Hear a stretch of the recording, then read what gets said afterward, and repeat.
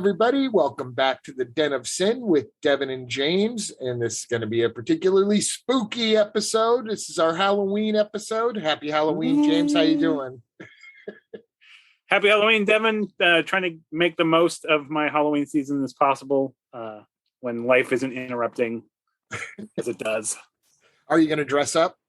Our plans are still up in the air, so I don't fully know. I have some backup costumes that will remain a secret, a closely guarded secret, should I actually do any of them. But I would think I'm just going to go as a tired father for Halloween. So, I've done that costume a couple of years running now, and now she's 13, and she still wants to go trick or treating. This will probably be the last year. She probably would have stopped last year, but unfortunately we had no real Halloween last year. Yeah. So we're really hoping to have like an actual Halloween this year. And speaking of which, one of the Crusaders last year who was trying to make sure that Halloween happened, and I'm sure he's happy now that we are getting more of a Halloween this year. We have a very special trick-or-treater here in the Den of Sin. The first of two, actually. We're going to have two completely different people. These people are not similar in any way, shape, or form. Let's go ahead and bring our first trick-or-treater in. I am very honored and proud to introduce horror host Hall of Famer, Count Gore Duvall. Come on in, Count Gore. Greetings. I just want to know, am I the trick or am I the treat? Well, we're going to see how that goes. I was saying, this is a test of the emergency horror host system. Oh, we're so excited! Special episode. This is a first for us. This is our first celebrity guest, straight from Transylvania, too. No. I left them a long time ago. You want to be in Romania? All those castles are falling down. They're crumbling dust. No. All the virgins are gone, All of them. Yeah, then you got to get out of there. Well, as we're speaking to you, actually, I'm looking at a very cool painting that you have up hanging behind you. Maybe you can let us know, Count Gore, a little bit about the history of not just that painting, but of that time and give our audience an idea of who you are if there's anybody out there uninitiated. Well, we'll initiate them right now. Okay. So I started hosting horror movies on WDCA, Channel 20 in Washington, D.C., the nation's capital, full of ghouls and zombies and all sorts of dead people up on Capitol Hill. All right. And then we have, so I'm doing these movies on Channel 20, and the painting, yeah. We had built the dungeon in the studio, and I got this letter, and it said, "Dear Count Gore, my mother wants to paint your portrait. Would you accept one if I got it painted?" And I look at this and I'm going, it's crank letter. So I said, sure. And she writes back again, says, "I need a picture." So I'm looking through some of my old drawer, and I found this little Kodak kind of blurry picture of me at a personal appearance I did. And I sent it off and I forgot all about it. So several months later, I'm getting ready to do my show, and my director comes in and said, "There's this really ravishing, beautiful blonde on the lobby waiting for you." And I go, "Ooh, fresh blood." And she's got a portrait. "Oh, really?" And she's got her mother with her. Oh. Okay, so we bring him into the studio, and here's the deal. Basically, the portrait is yours. It's an oil portrait. The mother was Lorraine Stoffenherman, who was the official portrait artist for the governors of the state of Maryland. Wow. I mean, and here's this portrait. And I couldn't believe they got this out of that bad photo. But the deal was the daughter, Eleanor Herman, had to give it to me on camera. Hey, I'm easy. Yeah. And besides that, she is really beautiful, even if she is in junior high school at this time, which everyone was. All right. All right. So Eleanor comes on and we've unveiled the portrait, and that's where the portrait came from. And it's been a fixture on the set when we were on Channel 20, and then when we went onto the internet in '98, and it's right there above my computer, and I move it onto the dungeon when we do it, and it's awesome. And what can I say? Eleanor has gone on, by the way. We appeared in 3 Don Dohler movies together, two Don Dohler movies together, Alien Factor and NightBeast, and she turned out to be an incredible author. She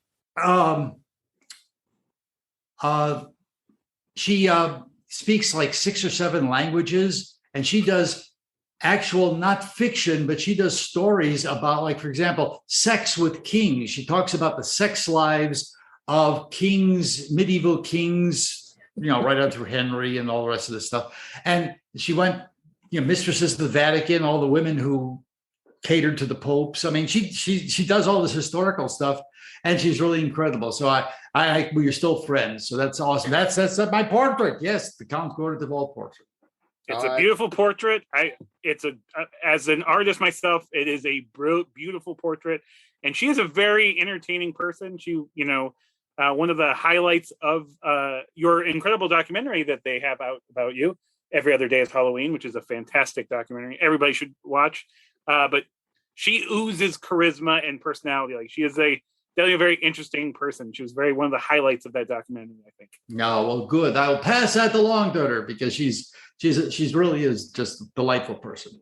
Yes, tell her hi from both of us, because we're both fans. Big fans. Now, Count Gore, you weren't always Count Gore. You've had a couple of different names over the years. You started your undead life as a different name in a different city, and maybe you want to talk about my aliases, huh? Digging up dirty secrets. Okay. You had some interesting aliases at Channel 20 too, that I think that some people will recognize the names of. Well, yeah, when we first got started, the horror thing, I used the name M.T. Graves. It seemed appropriate. I also ripped it off of a film strip that I saw. I didn't realize that there was a real M.T. Graves who was a horror host at that time, which would have been the late 60s, early 70s in Miami. But that was okay. We steal from each other all the time. Horror host, that is. It's a great name. So I went on and I became a horror host in 1971 in WDXR in Paducah, Kentucky. I love Paducah, one of my favorite cities. I love going back there. I have great fond memories of that time. But then when I went to Washington, they didn't like the name, so we had to come up with something else. So we came up with Gore de Vol, which I'm happy with. It fits. Excuse me, I got the hiccups. I hit this young lady up. Never mind. We won't talk. So that's how that came about. Now at Channel 20, you'll know it's like you can't be at a small UHF station in a big market and not do a lot of things. So they had me clown around as Bozo and Captain Tenti, and as much as I tried to win an Emmy with Count Gore, I won it for a little show called Kids Break, where I did 11 different animated characters. So that, I've been involved with a little bit of that.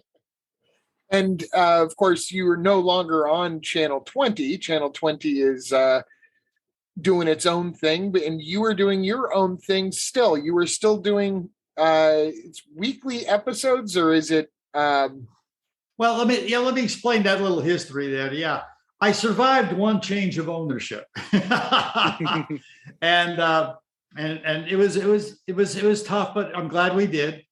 And so I was on the station from 72 to 87. But in 87, we had a new owner who decided. He was very upfront. He said, "Look, satellites are up in the sky. We've got a big dish down here. We don't need a production studio." We had 2 of the most beautiful studios in the city of Washington, D.C. Taft Broadcasting had built these 2 incredible studios. They were going to use them as a as a center for a mini network. And so he said, no, we're shutting him down. We're not going to do any live production. So basically for a year, I watched my friends be fired. And finally they said goodbye. And as soon as they signed a big severance check, I left. But that aside, in 1998, the internet was just coming about. I discovered AOL. They send me a disc every other day. I remember slid it into my computer. And by that time, I was also running a mobile DJ company. And I was using the internet as advertising because it was cheaper than four-color print advertising. And I said, maybe I should put Creature Feature back on the air. By the way, when we came up with the name Count Gore Duvall back in 73, as soon as we made the arrangements, I immediately made an agreement that I have a signed copy of that said that I own the name, the character, the intellectual property rights for everything I produce. And should the station decide not to need it anymore, I get the tapes. Wow. And I did. And so I had all this stuff that I couldn't play, but that's okay. In 1998, I said, let's take this to the internet. We couldn't stream in 98 because it was all dial-up. It was like it was 26K. But we did a tech show for the first couple of months, and then I found a way to compress audio. So we did audio interviews. I started going to conventions and interviewing celebrities. And then in 1999, we finally were able to get real media, these tiny little pictures. And I decided that no one's going to watch a full movie on a little tiny postage stamp, but they might watch a short. So we did Flash Gordon serials because they were short. And that was the start of it. And then as the technology improved, 56K, DH, well, we ended up where we are today. And where we are today is full high definition. And we also have our Roku channel. So yeah, that's how we got there. And by the way, I should say, you talk about, we were talking earlier off camera about the Dr. Demento, who continually does stuff. Starting in 98, every Saturday night, I changed the show, just like it was a new show every Saturday night. And I've only missed 6 shows. Wow. Since July 11th, 1998. Wow. I travel a lot. The show has been sent up to the servers from 6 continents. Wow. I didn't get to Antarctica, but We'll get there. We brought it all along with us, and every Saturday night I'd sit there. Some places it was tough. These ships don't have fast internet. But we got it up. It was up, and we've had the good time. We do conventions, I host the movies, and yeah, okay. Next question. Well, I've got to say, when Count Gore says I just came in from Antarctica and boy are my arms tired, he's the one person where I actually believe him. Well, I have to admit I'm not a big fan of cold, so. Well, you like the blood warm. That's your absolutely. That's your catchphrase. Keep that blood warm and flowing. I want to get on that neck and just suck it off. Okay, here we go. Now, while you were at Channel 20, WDCA, yes, you did have a couple of milestones there. Before we get into our first kind of grab bag here, you were the first stereo show in the DC market, which is yes. a pretty cool achievement. But you had to be a little sneaky, if I remember, to get the stereo for yes. your show specifically. Okay, so you'll have to understand that basically ever since I was a little kid, I had my first reel-to-reel tape recorder when I was 5 years old. I took it apart and put it back together when I was 7, and it worked. I also started doing radio plays and stuff like this on reel to reel. And I was always technically oriented. It's my Uncle Benny's fault. My Uncle Benny used to repair television sets. And then we won't get into that story. All right. So I had heard the rumor that Channel 20 was, basically back then, this would have been in the mid 80s.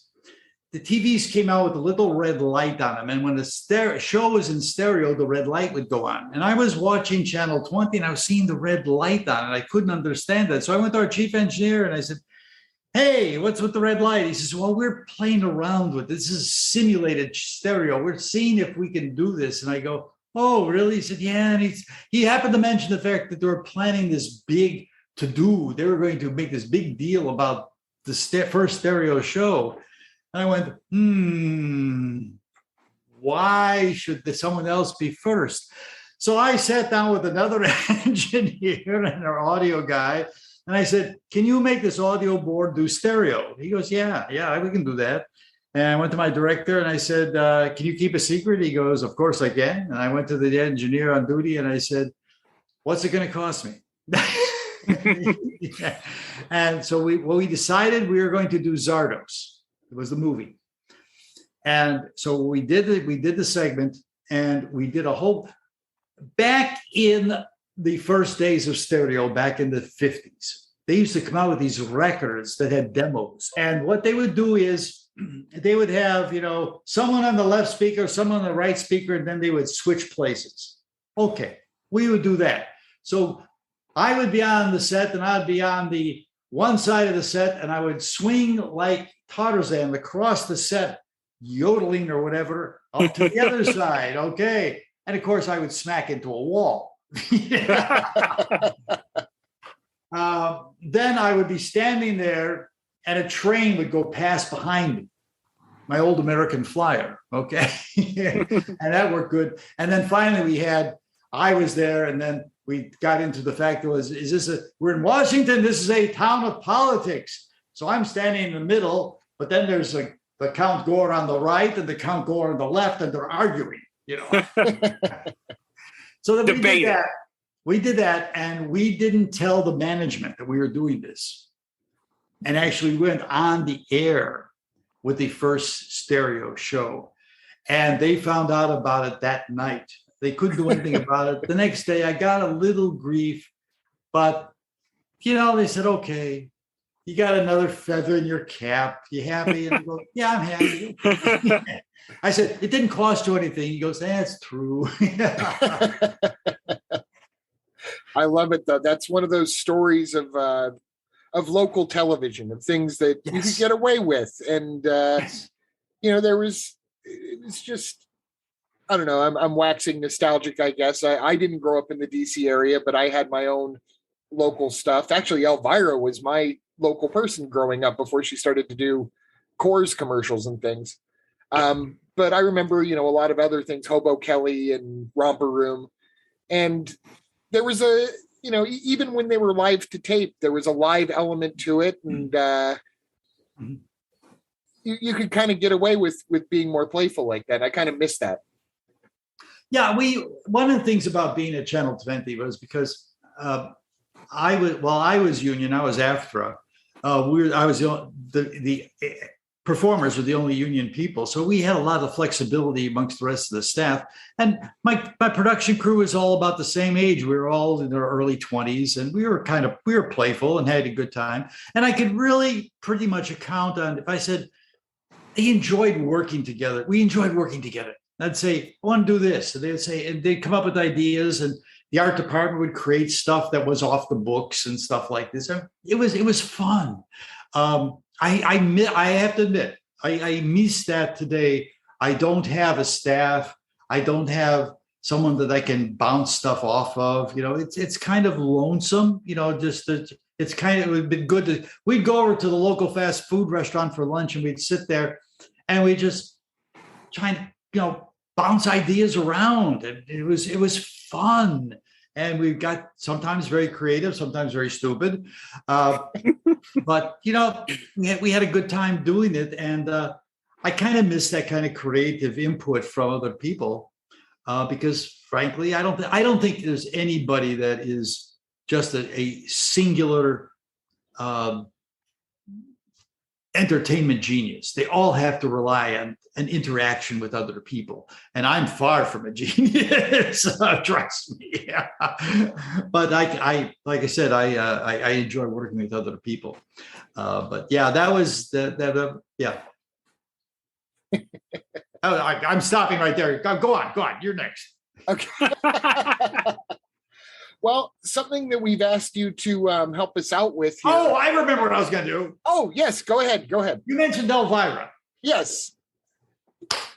Back in the 80s, you mentioned Coors commercials.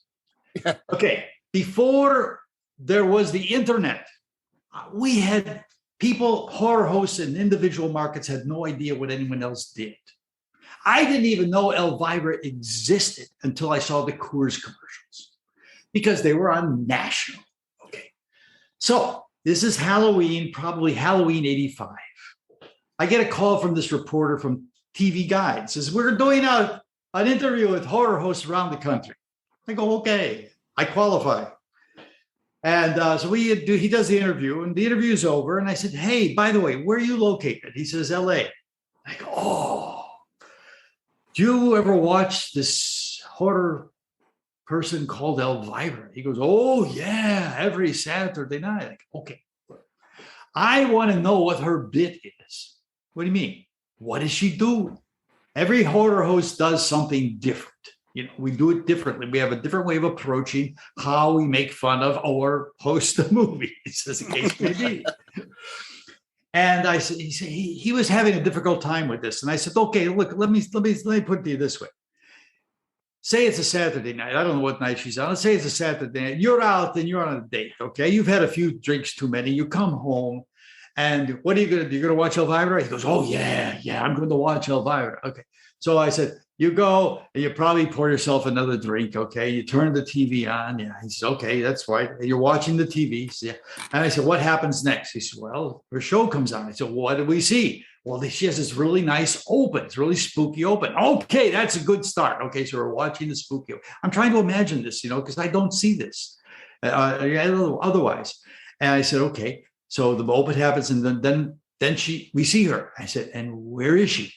Well, she's kind of lying on this divan or this couch. Oh, okay.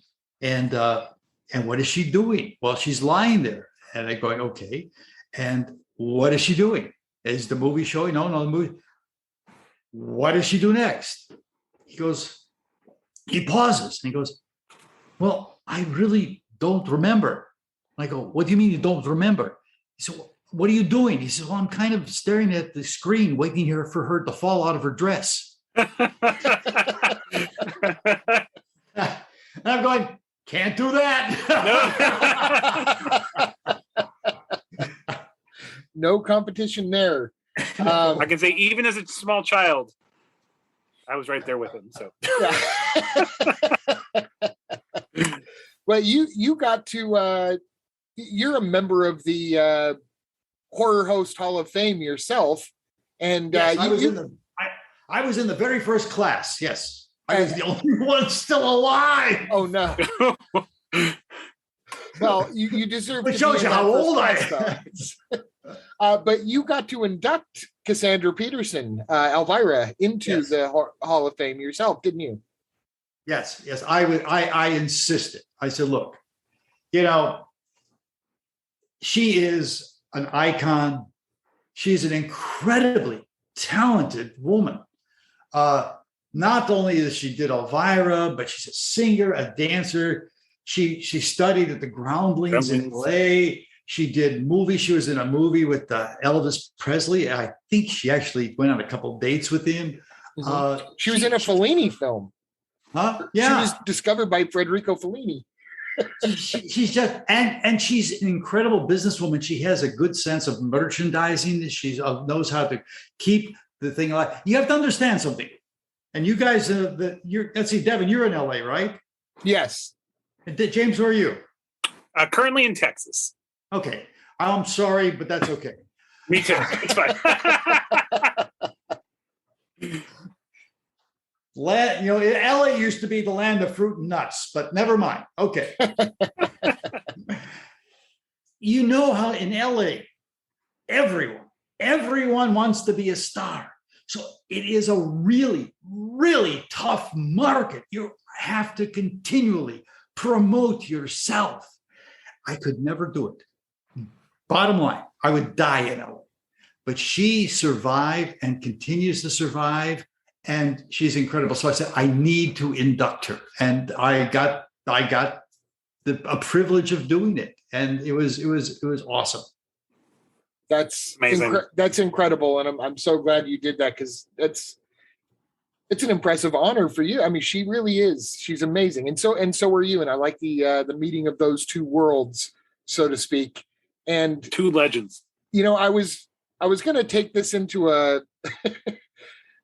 different segment of our format, but while we have you here, I think I would probably be ignoring my responsibilities to not ask if you ever had any contact with John Zachary, who is, you know, maybe the god of horror hosts. And I got a hair away from interviewing him myself for Dr. Demento project, and he wasn't feeling well the day I was in New York, so didn't get to do it. But did you ever get to meet John Zachary? He's amazing. Well, yes, I was very much aware of John Zachary. I mean, you're right. I mean, actually, at one second of my show, I built an altar to him. Unfortunately, when I lit the candles, it all burnt down, but that was okay. You know? Intentionally. It was very funny. But yeah, I got together with Halloween Jack, who is another horror host, and Carlos Borloff, and the three of us arranged through a third party to meet him in New York. And this, because literally, look, I'm saying this guy isn't going to last forever. He's in his 90s. I want to meet him before he dies. It's no fun meeting him afterwards. So we drove up to New York. The deal was we would pick him up at his apartment. No one was allowed in his apartment. That's okay. We were going to then drive to New Jersey, where this friend of his who had arranged this had pieces of his set. I think this is the person I spoke to multiple times in arranging. He was Mike, I want to say his name was. I don't remember. He was really nice too. I just wanted to give a shout out to him. Wonderful. He was wonderful. He was very much aware of what I was doing, so it kind of smoothed it getting into it. So I actually got into his apartment, but that's another story. Won't go into details. Someone had a knock on the door, so he comes out, and we go over to this place, and we must have spent about 2 hours. Each of us got to do an interview with him, and then he sat down, and it was very obvious that he was a storyteller. So we sat down, and he told stories, and we recorded the stories.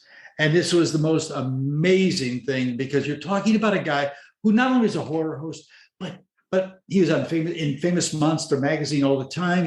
Because he was out of New York, he was on national television. He was on What's Your Line? He was on all these network shows. And before that, he was Roland in Philadelphia. And it was just mind-boggling. It was almost worship. You're right. It was almost worship. The three of us were just in awe. And this was like a couple of years before he passed. And it was just, I'm so thankful we were able to arrange this. This was awesome. That's incredible. Yeah, it really was. And I still look back at the tapes, and it's just, I mean, every once in a while I'll put them on. I think we're in 2022, we're going to put some of them on the Roku channel. Stories from Zach.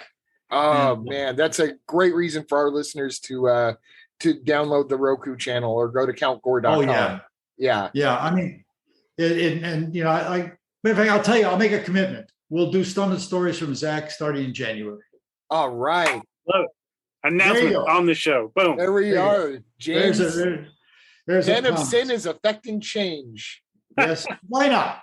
I mean, what am I going to, share this stuff with people? I mean, I love people out there. I mean, why not? Why hold it back? Well, I'm really looking forward to that. Now, just to kind of pull us back into the Den of Sin here, this is something that we do. Something that we do on our show, Count Gore. I don't know if you've had a chance to listen, but something we do is called grab bags, where I will pick a couple of movies and James will pick a couple of movies with a common theme between them, but we make sure that we pick lists that won't overlap. That way we're not, both doing Halloween movies and talking only about Michael Myers. But we've asked Count Gore to bring us a grab bag, or I guess for Halloween, this is the ultimate. This is the day for grabbing bags. That's right. I did that once. There's this old lady who lived across the street, but we won't talk about that. Did she grab your bag, Count? Yeah, she grabbed back, and that was the problem. But Count Gore has been nice enough. We asked him to bring his favorite horror movies, and he made a distinction. Absolutely. I would like for him to explain his distinction of the grab bag that he brought for Halloween for all of us and all of you. Let me say this. I have a real problem pigeonholing movies too tightly. You say horror. Immediately, everybody thinks of things like, Night of the Living Dead or The Exorcist and all this. But I like the idea of scary movies because there's psychological scary, there's sci-fi scary, there's slasher scary. I mean, you suddenly open up this thing. And frankly, I will start with my favorite scary movie. The movie that still, when I watch it, and it holds up well, the movie that still scares me the most is Alien. It's a good choice. I mean, the concept of being stuck in a can with a vacuum around you, no place. You're not waiting for the cavalry to come, the sheriff, the U.S. government, the army. You're stuck, and you've got this acid-dripping monster coming after you with no holds barred. Wow. You talk about scary. That still scares me. Okay. Perfect choice. Scary movie. Yeah, it's the concept of a haunted house in space kind of pitch that you hear, done brilliantly by a brilliant director with a brilliant cast. And yeah, I think still in the top 10 scariest movies ever made. And I like I like Aliens. We won't go further than that, but Aliens becomes like an action film, and it has its own amount of fear or whatever in it, but Alien is a tense, scary movie, and it's a great first choice. Okay. That's my and I have to point out too, one of the things that I love about Alien, and I think what sets it apart from other films of its type in a way, is the characters. The characters, people in space have always been spacemen, astronauts, whatever. These guys, they were a blue collar team, and you get the feeling as they're waking up from their slumber, their induced slumber, they think they're in a different movie.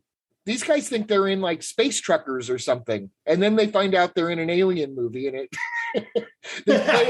they play it very well. And I've heard Ridley Scott actually did not warn anybody that something was going to come jumping out of John Hurt's chest. So the reactions in that big scene are the real reactions of these actors. And I think that really captured that sort of thinking they're in a different movie sort of feel. Now I'm going to throw in another. Now let's go back to the horror thing, more horror in type. And I just saw this. I hosted this recently before COVID, at the American Film Institute in Washington. And again, it's a film that in spite of how its age, really holds up well. The only thing that gives away its age are the telephones. They have cords on them. Yeah. Seriously, that's it. They're on the wall and they have cords, or they're on the, and that's The Exorcist. It's still just yeah. Yep. And talk about, I mean, right around the corner from you in Washington too. Yes. Well, you know, we have the Exorcist steps there, you know. But yeah, that's a classic too. I mean, that's, to many people, that's the classic in terms of scary.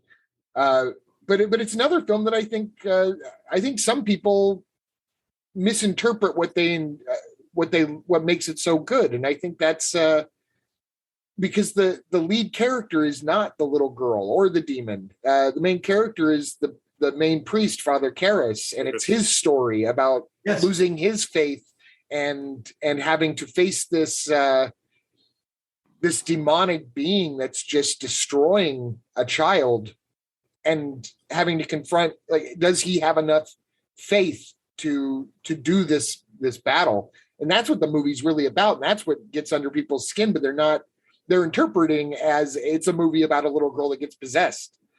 Mm-hmm.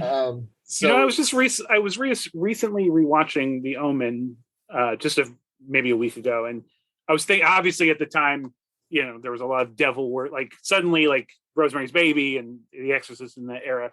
But beyond that, I was really struck about how obviously if you're a fan of filmmaking and films in general, the 70s were sort of a golden age of people doing new things and, you know, being very like challenging, but also, you know, there's a maturity to horror films at that time where, you know, they're genre films. They're, you know, in previous decades and then in future decades, people could approach that like sort of lurid subject matter, what, like in the case of The Exorcist, possession by the devil, as being kind of like a little kitschy or like I said, it's very, there's this amazing, like the filmmakers, they approach the subject matter with maturity and intelligence and class, down to the scores are beautiful. I mean, the characters themselves are so three-dimensional that like the actual theme or the actual like sort of subject matter is almost incidental, because regardless of if it's a devil possession movie or if it's just a drama,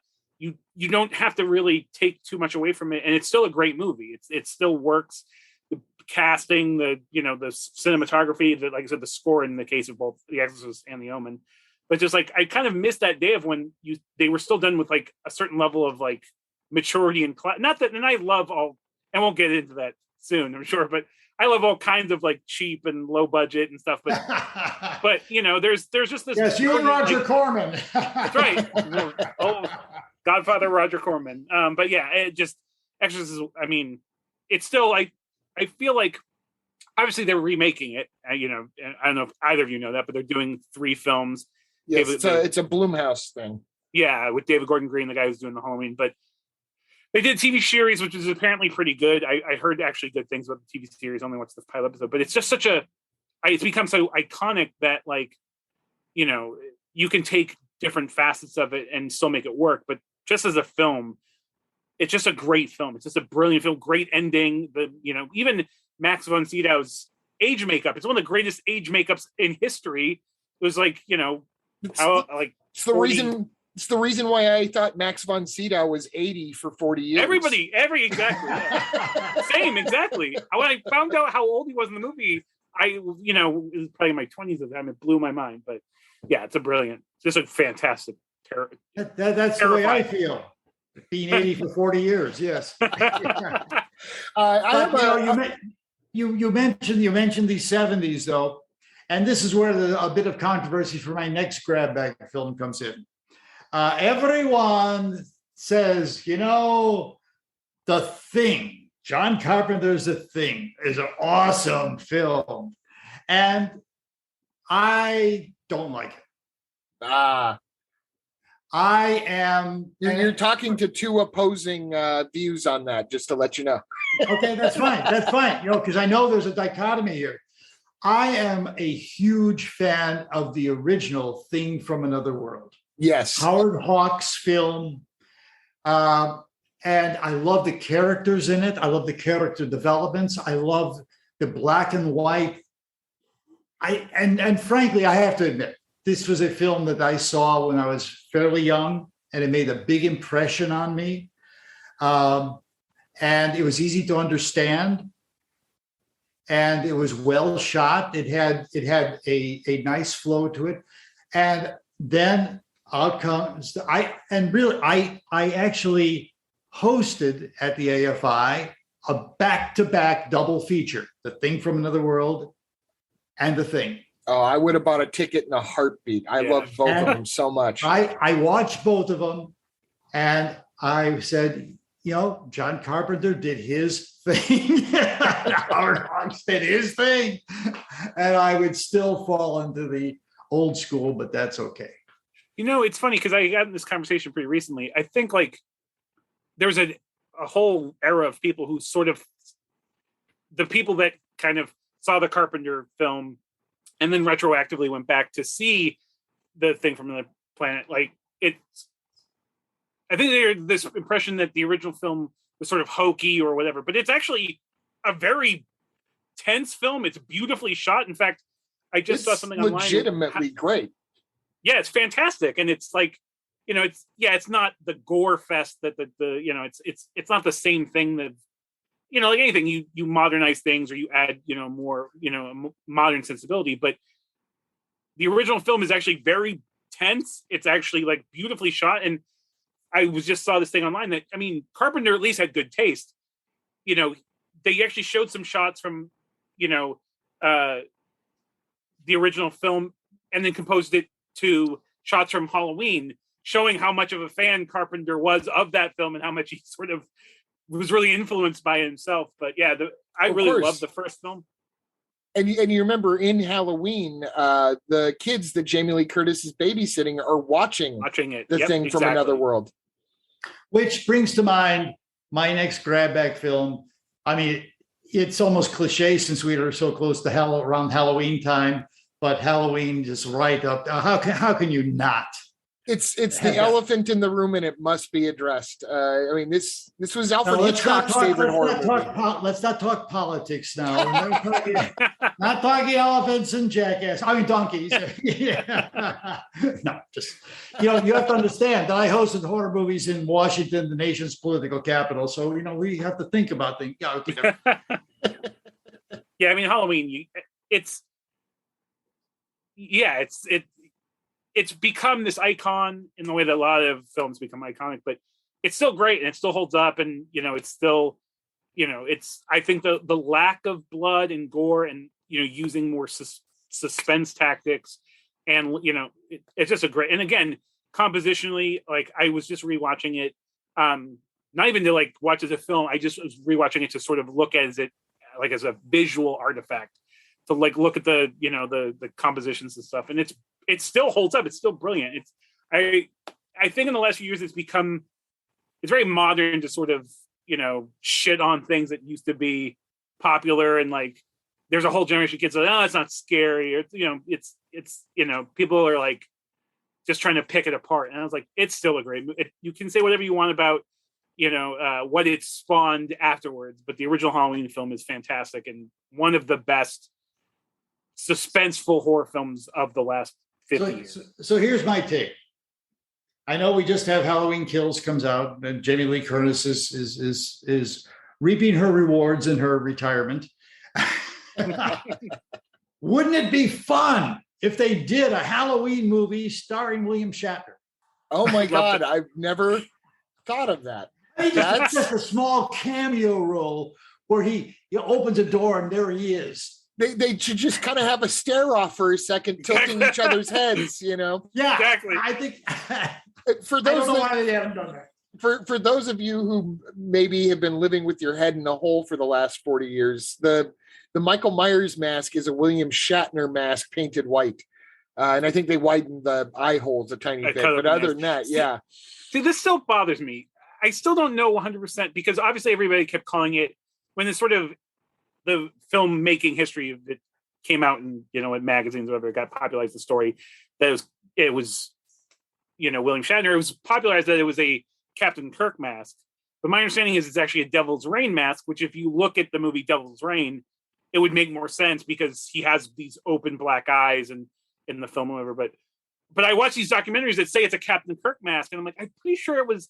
So it bothers me to this day. I don't. You're right. I think it's a Devil's Reign mask. But it makes me wonder, next to the William Shatner mask, if the Devil's Reign actually did have a marketing strategy of making masks, was there anybody for Halloween going as Ernest Borgnine? Because I might go as Ernest Borgnine. Especially in that movie. Especially in that movie. Yes, some of the craziest looking Goat makeup Man, I've ever seen on a major star at the time. But I do have a question though, because this has made me think. Count Gore, there seems to be a trend right now of sending some of our big TV stars into space. Would you ever be interested in going to space and joining William Shatner? No, but I know Dick Dyszell would. We'll have to ask him about him. Then. Yes. Well, do you have anything else on your grab bag list? Well, yeah, we've been talking about a lot of stuff that's 30, 50, 120 years old,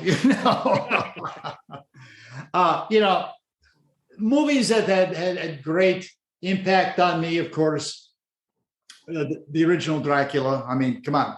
Bela was my idol. Yeah, 90 years old this year. The Bride of Frankenstein. I mean, it just set the genre for that kind of movie. So my last movie in the grab bag, it's kind of a stretch as far as horror goes, but it pays homage to Frankenstein and the Bride of Frankenstein with young Frankenstein. I mean, the movie is so ingrained in our culture that there are lines like "Put the candle back." Stairs can be treacherous, and it just goes. And yeah, I can't remember so many of them, but there's just like, I've seen that movie. I'll tell you something. First time I saw that movie, I'm this kind of guy who when something starts chiming or something goes in repetition, I immediately subconsciously start counting. So I sat there and watched Young Frankenstein the first time. And I'm sitting there and, they're doing this nice, huge pan shot. And in the background, you hear this clock chiming. So I'm counting. And when it got to 13, I knew we were in for a lot of fun because of Mel Brooks. 13 o'clock. Okay, boys, here we go. I have seen that movie a million times. I've even seen it on a big screen, and I don't think I've ever noticed that it chimed 13 times. That was the first thing I noticed. There are still surprises in that movie. Oh, yeah. I watch it on an annual basis. I've hosted it a number of times at the AFI or other theaters because I love it. And every time I watch it, I still look for little details and there are lots of stuff in the background that just that they have fun with. And I heard interviews with Mel Blanc and Brooks, and he acknowledges the fact that Brooke, Mel Blanc. Sorry, Bugs Bunny, Mel Brooks, and he acknowledges the fact that this really was, while he produced it and directed it was not his movie. I'm blank. Suddenly I'm having to. Gene Wilder? It was Gene Wilder's movie. Gene Wilder wanted to make this movie, and he basically carried it through and fought for things, and it was, and it shows because it's perfect. It really. It is literally. I was literally going to say it's one of those rare flawless films. Nothing about it doesn't work. Isn't genius. The look of it. The cast is still. I will say this too. It's the only time I've ever had a crush on Terry Garr. Great actress. The only time. Only time. So, but it's very intense for some reason. Oh, As yeah. a kid, I was very attractive. You and me both. I mean, she walks out in the nightgown. It's like, oh, yeah. I wanted to bite her neck so badly. Yes, take her up on that roll in the hay. Yeah. Oh, yes.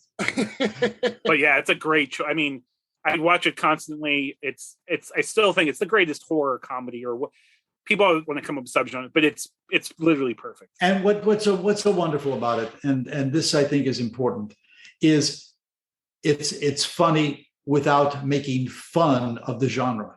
Yo, yes, nailed it 100%. You know, like go ahead, James. No, you go ahead. I was just going to point out, you know, we talk on the show sometimes. We'll say, "Oh man, I wish I could have so and so's this year." I would love to have Mel Brooks's 1974 because he did Young Frankenstein the same year as he did Blazing Saddles. Crazy. But to point out, it felt to me like Blazing Saddles was poking fun at the Western, while Young Frankenstein was paying tribute to Gothic horror. And I think there is a distinction there. And I do think for all the love it gets, deservingly, I do think Young Frankenstein is the better movie. Yeah, I tend to agree. I mean, I've watched both of them recently, and you're right. You nailed it. It's just one's making fun of the genre, the other one is paying tribute to it. And wow, it's like awesome. You know, the thing is too, I mentioned like the cast is incredible, but I mean, I'm a huge Gene Wilder fan, and he's great in everything. He's never, even if he's been in mediocre movies, he's always been phenomenal. But he has such a magnetic quality every time he's on screen with it. He's a very charismatic actor, and he was a very unique actor. But in that role, you can't take your eyes off him, and I love that movie so much. I could talk about it for the next 2 hours. But I will refrain. Okay, so that's my grab bag. That is a great grab bag. Thanks for bringing that to us, Count Gore. Before we send you off, I held off on bringing this one up because I didn't know if the film was going to be in your grab bag, and I didn't want to step on your cape. But you do have a story concerning one of the greatest all-time Halloween movies, and that's Night of the Living Dead. Can you tell us Count Gore's relationship with Night of the Living Dead? Well, you know, it's interesting because Night of the Living Dead really should be near the top of that. And that's because it really established a whole new genre, the walking ghoul, which later got renamed the zombie films. Mm-hmm. And in my various conversations over the years, with George Romero, he says, they were ghouls. They weren't zombies. They were ghouls. But, you got to go with what the people. Zombies were voodoo. They want to call them zombies. Yep. We'll let them call them zombies. Yeah. Okay. So the story is like this. And this goes back to the days, back in the 70s, particularly in Washington, D.C., which is the home of the Federal Communications Commission, which oversees all broadcasting. Back in TV days, they had films that were cut for television. And usually it was taking, sex-related stuff out, nudity, sometimes language, maybe some stuff like that. But we were going to show Night of the Living Dead. I was going to host it. And my program director came to me. Now you have to also understand, by the way, this is in an era where we didn't have those films in-house. We're going to show them on Saturday night. They would show up on Tuesday or Wednesday.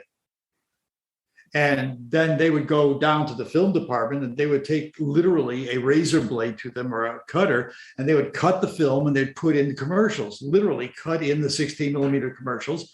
And that would be the film. Okay. And when we'd roll in the tape when I was on, back then we were doing either 4 or 7 segments. So he comes to me and says, Count, we got a bit of a problem on Saturday night's movie, Night of the Living Dead. I said, what's wrong with it? It's a good movie. He goes, oh, yeah, it's a great movie.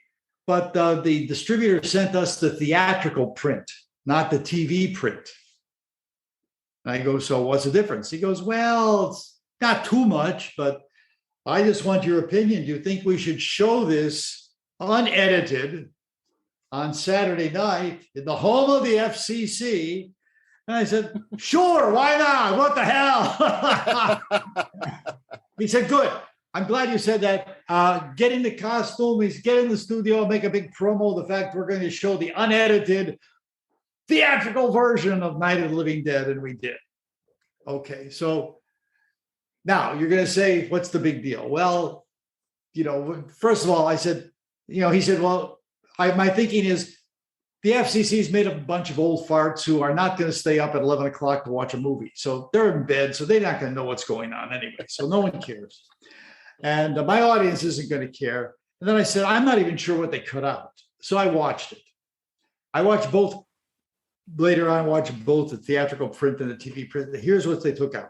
Remember the scene where the ghouls are coming up to the house and we're seeing them come up and there's this one naked woman with her butt out there? Mm-hmm. They cut that out. That wasn't in the TV version. Whoopee-doo, a bare butt. This is the 70s, sex, drugs, and rock and roll. Come on, folks. All right. The other scene they took out was the scene, well, it wasn't the whole scene, but most of it. Remember where they're at the gas pump and they're filling it up and the car goes up in flames and and then at the end you have the ghouls pulling up the intestines and stuff like that and eating them? They cut that out. That was it. That was all there was. But it was the first TV station, and I was the first show to show that version. And I think after that, they threw away all the TV versions because no one cared. That's so cool, though. That's amazing. Yeah, I mean, that makes you legitimately part of the Night of the Living Dead history, because that film broke ground partly because of those very things that you cut. And what's funny is that the FCC doesn't seem to mind that later on there's a little ghoul girl who commits matricide, but well, don't show a butt. Do not show a butt. Maybe some of the, there was old guys at the time, maybe some of them had mommy issues. I don't know. But I will say this. Right after we did this, I was invited to introduce George Romero for the Washington premiere of Martin. Oh, that's my favorite. So I got to go on stage with George and talk to him. And by the way, that then became my favorite George Romero film for a long time, because I think it was an underappreciated film. We're both in agreement. And it was well acted, well shot, well thought out. It was different. Again, it was not a slasher film, but the concept of could a vampire exist in the current world without being discovered? And the concept just was mind blowing to me. So yes, I loved Martin, and I got to meet George then, and of course over conventions, I got to know him. You're so Incredible. Lucky. I've been fortunate enough to meet many of my heroes, present company included. Although we haven't met in Thank you. yet. I appreciate that, Devin. This is my way of saying I love you, James. Appreciate it. But I never got to meet George Romero because I was in, it was a conflicting thing. When I lived in New York City, George Romero was appearing to do, I think it was a screening of Day of the Dead. And normally I wouldn't have missed that, except for it was the same day as a Fangoria Weekend of Horrors convention. And in the back of my head, I'm thinking, maybe George will head over there afterwards, or so. I can't miss the convention. I paid for the convention. And so I never got to meet George Romero. And because of really Martin being my number one, he's one of my most influential filmmakers in terms of how I write my material. Let me just say, George was a very nice guy. He was very appreciative of the fans, and I thought very highly of him. I've heard this about him, and it just makes me want to meet him more. I've heard him described as a big teddy bear. I will say this made it up to me a little bit. if I can go a little off here, that same convention, the Fangoria convention, first off, I got to meet H.G. Lewis, who is someone that I never expected to ever meet. And he's an interesting guy, the godfather of Gore. But after the convention was over, I was still fairly new in New York, but there was a bar in Brooklyn that I used to go to my first couple of weeks that I lived there. And it was down the street from where the hotel was, where the convention was. And so I went out to the convention, and when it was done, I thought I'll just go down to this old bar I haven't been to in several months. And it was packed. It was completely packed when I walk in. And there was one bar stool open in the whole place. And so I set my backpack on the bar, or on the bar stool. And I said to the guy next to me, "Can you watch my stuff real quick? I need to run to the restroom."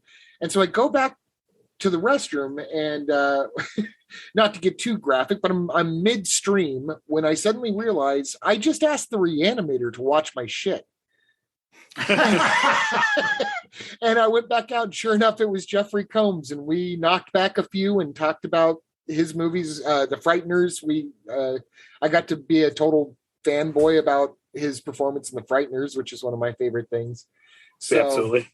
I still wish that I'd met George Romero, but the consolation is that I got to meet Jeffrey Combs in such a upfront, personal way. You talk about being a fanboy. And a lot of people say, Count Gore, you go to all these conventions, you're in the celebrity room with all these celebrities. It must be boring, just a bunch of celebrities hanging out. And frankly, I never considered myself a celebrity. 1, 2, I am a fanboy for certain things. And I will tell you my fanboy story. Okay. Oh, yes. We were at the Horrifying convention, and I had met, this was the second time I had met and worked with, third time with Bruce Campbell. And the first Horrifying, he and I co-hosted the costume contest in the lobby of a Marriott hotel without a sound system. This was awesome. Both of us lost our voices. Okay. The next year, same lobby, we had bullhorns. Okay. We almost lost our voice. Third year, we're at this nice hotel, the Hunt Valley Inn. And we were going to do the costume contest that night. And he was, I don't think he was actually one of the judges. He was there for the convention, but I don't think he was a judge. Anyway, so I'm producing the show. I produced the shows for them, and I had like 30 minutes to go from getting everything ready to actually doing it to get some food. And I'm getting out of character, okay, here. So, and I go to the restaurant, and the restaurant's full. The bar is full. And the guy said, "Well, there's a table out here in the hallway. You can have that." I said, "Good. Here, bring me this. That's all I want. I just need to inhale some food real quick before I do this, or else I'm going to be in real trouble up there because it's about a 2-hour deal." Okay, so I'm sitting there, and I'm eating, and I'm facing the restaurant. I'm facing the bar, and the restaurant hallway is off to my left. And I'm eating, but because I'm aware of that, somewhat being a celebrity, you got to be aware of what's going on around you. I'm noticing that there's this movement off my peripheral vision coming out of the restaurant. I'm going, "Oh, come on. I just want to eat. I love my fans, but let me eat. Don't come out and bother me. Please don't let me eat." And so I'm ignoring it. I'm just not going to, I'm just going to concentrate on what's in front of me. And I'm concentrating, and suddenly these two hands come down on my shoulders. And it's, "Count, it's so good to see you again." And it's Bruce Campbell. He came away from his table in the restaurant to come and say hello. You want to talk about a fanboy moment? I'm going, "Oh my God, Bruce came and said hello to me." I was just, to this day, I still see Bruce every once in a while, but that was the moment that he just came out, left his dinner, came out to come say. That's incredible. I'm green with envy. Yeah, that's a great story. But it shows you how most of these people in the industry are just really nice people. Yeah, Good to hear. I think horror or let's say scary movies in particular, I think there is a sort of brotherhood. You know, you mentioned earlier that, you know, oh, we all steal from each other. I think that's it. We all know it's not theft. It's tribute. It's, you know, it's a million different ways to define it and whatever. But I find that people that work in scary movies or scary fiction or whatever it may be, they tend to be some of the kindest people, most thoughtful people that you'll ever find. Okay, I'm going to stop you right there for a second because I'm going to go beyond just the people who work in it. Because I've been doing conventions. I don't do that many. I mean, a lot of the people, you know, they do 15, 16, 20 conventions a year. But I before COVID, I would do, you know, 5, 6, 7 conventions a year. And usually mostly east of the Mississippi. Okay, you know. Didn't go out to the West Coast too much. But one of the things that I kept noticing was how polite and gentle horror fans in general are. They will say please and thank you on a regular basis. If someone needs help, they're willing to do it. Occasionally you get the jerk that will pull off the fire alarm, you know, and everyone will just try to find out who it is and just, you know, kill them. But you know, it's really true. And then to spin off of this, Joe Ripple, who was the head of security for the Horrifying conventions, and later became one of the principals of Time Warp Films with Don Dohler, which you mentioned earlier. And with several other people started Scares That Care, which is a horror-based charity. They have an annual convention. They also do, when it permitted, an annual cruise. And they have individual chapters that go around the conventions and raise money. And they literally give out cash monies to people who are in need, breast cancer, other traumatic illness people. And it's an incredible pouring out of people who are willing to, they know horror, they know how terrible horror is, and they know how real horror can hurt people, and they try to help. So yeah, I think, you know, they say, horror fans, they must be, you know, really wackos. And yeah, they are wackos. They're strange because they love other people. So there you go. Go figure. And you know, everybody go check out scaresthatcare.org. It is a really great organization. It's something that I learned about thanks to you, because you did an appearance earlier this year at Scares That Care event. And that put it on my radar and made me go over and take a look. So please, our audience, do go check out Scares That Care and be one of the horror fans that gives back, because it'll make you feel I've done all but one of their conventions, and they're every year in Williamsburg, Virginia, and they're wonderful, and they're small, fairly small, you know, 2,000 or 3,000 people, not the 50 or 60,000, and it's like family.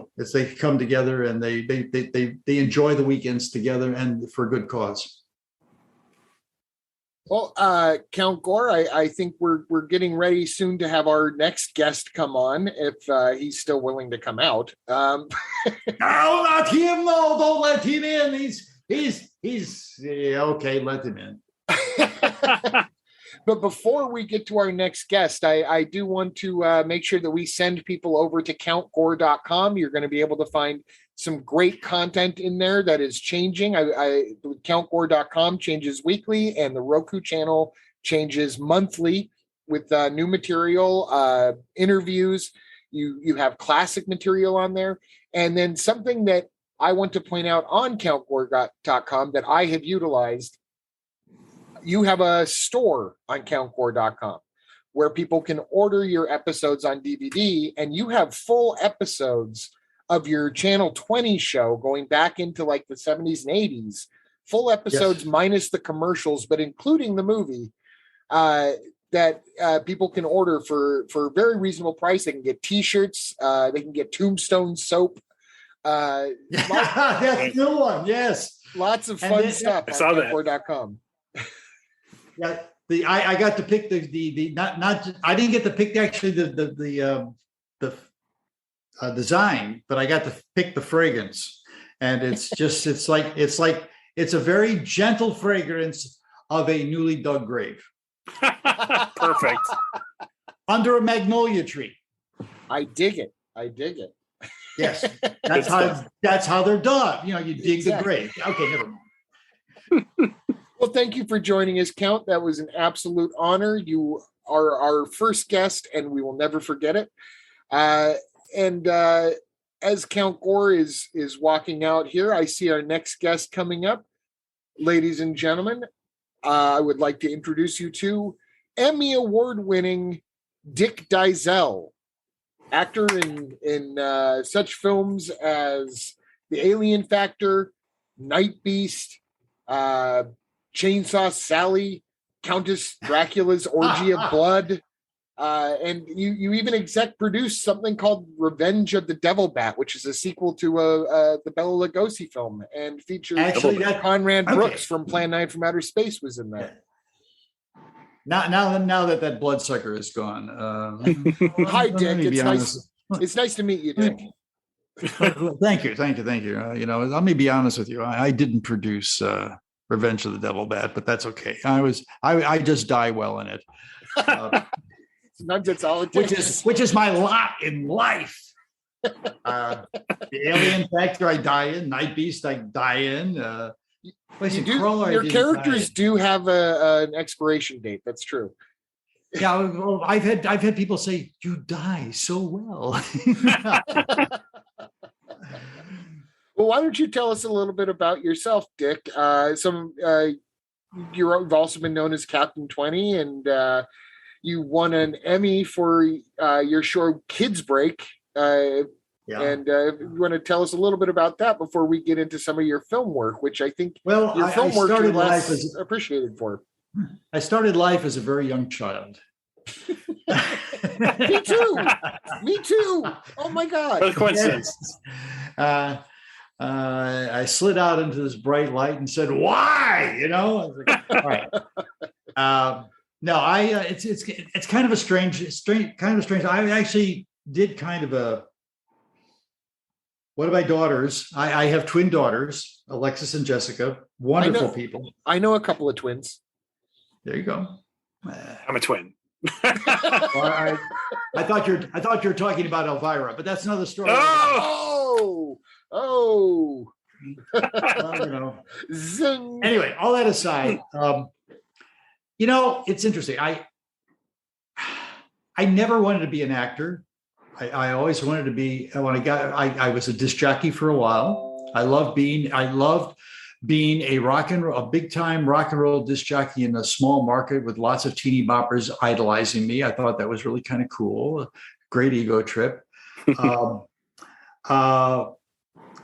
I was always more technically behind the camera kind of person, but it never really worked out because everyone kept saying, you need to do this, and we'll pay you to do that. And then if they paid me to do that, I'll do it. I got bills to pay, so I ended up being in front of the camera more than I thought I would. Yes, Captain 20. Actually, my first real claim to fame was Bozo. Wally Kazali, boys and girls, this is your old pal Bozo. Who just got bought. I was going to ask you if you could still do the Bozo voice. That was fantastic. Well, you know how you do the Bozo voice. Here's how they taught you. You got to think of an old timer, one of them old guys in the Western movies, rough, gravelly kind of voice like that. And you just bring it up. And that's how you get Bozo. Yeah, that's how you do it. I love it. You actually went to Bozo school, did you not? I spent a week in Dallas.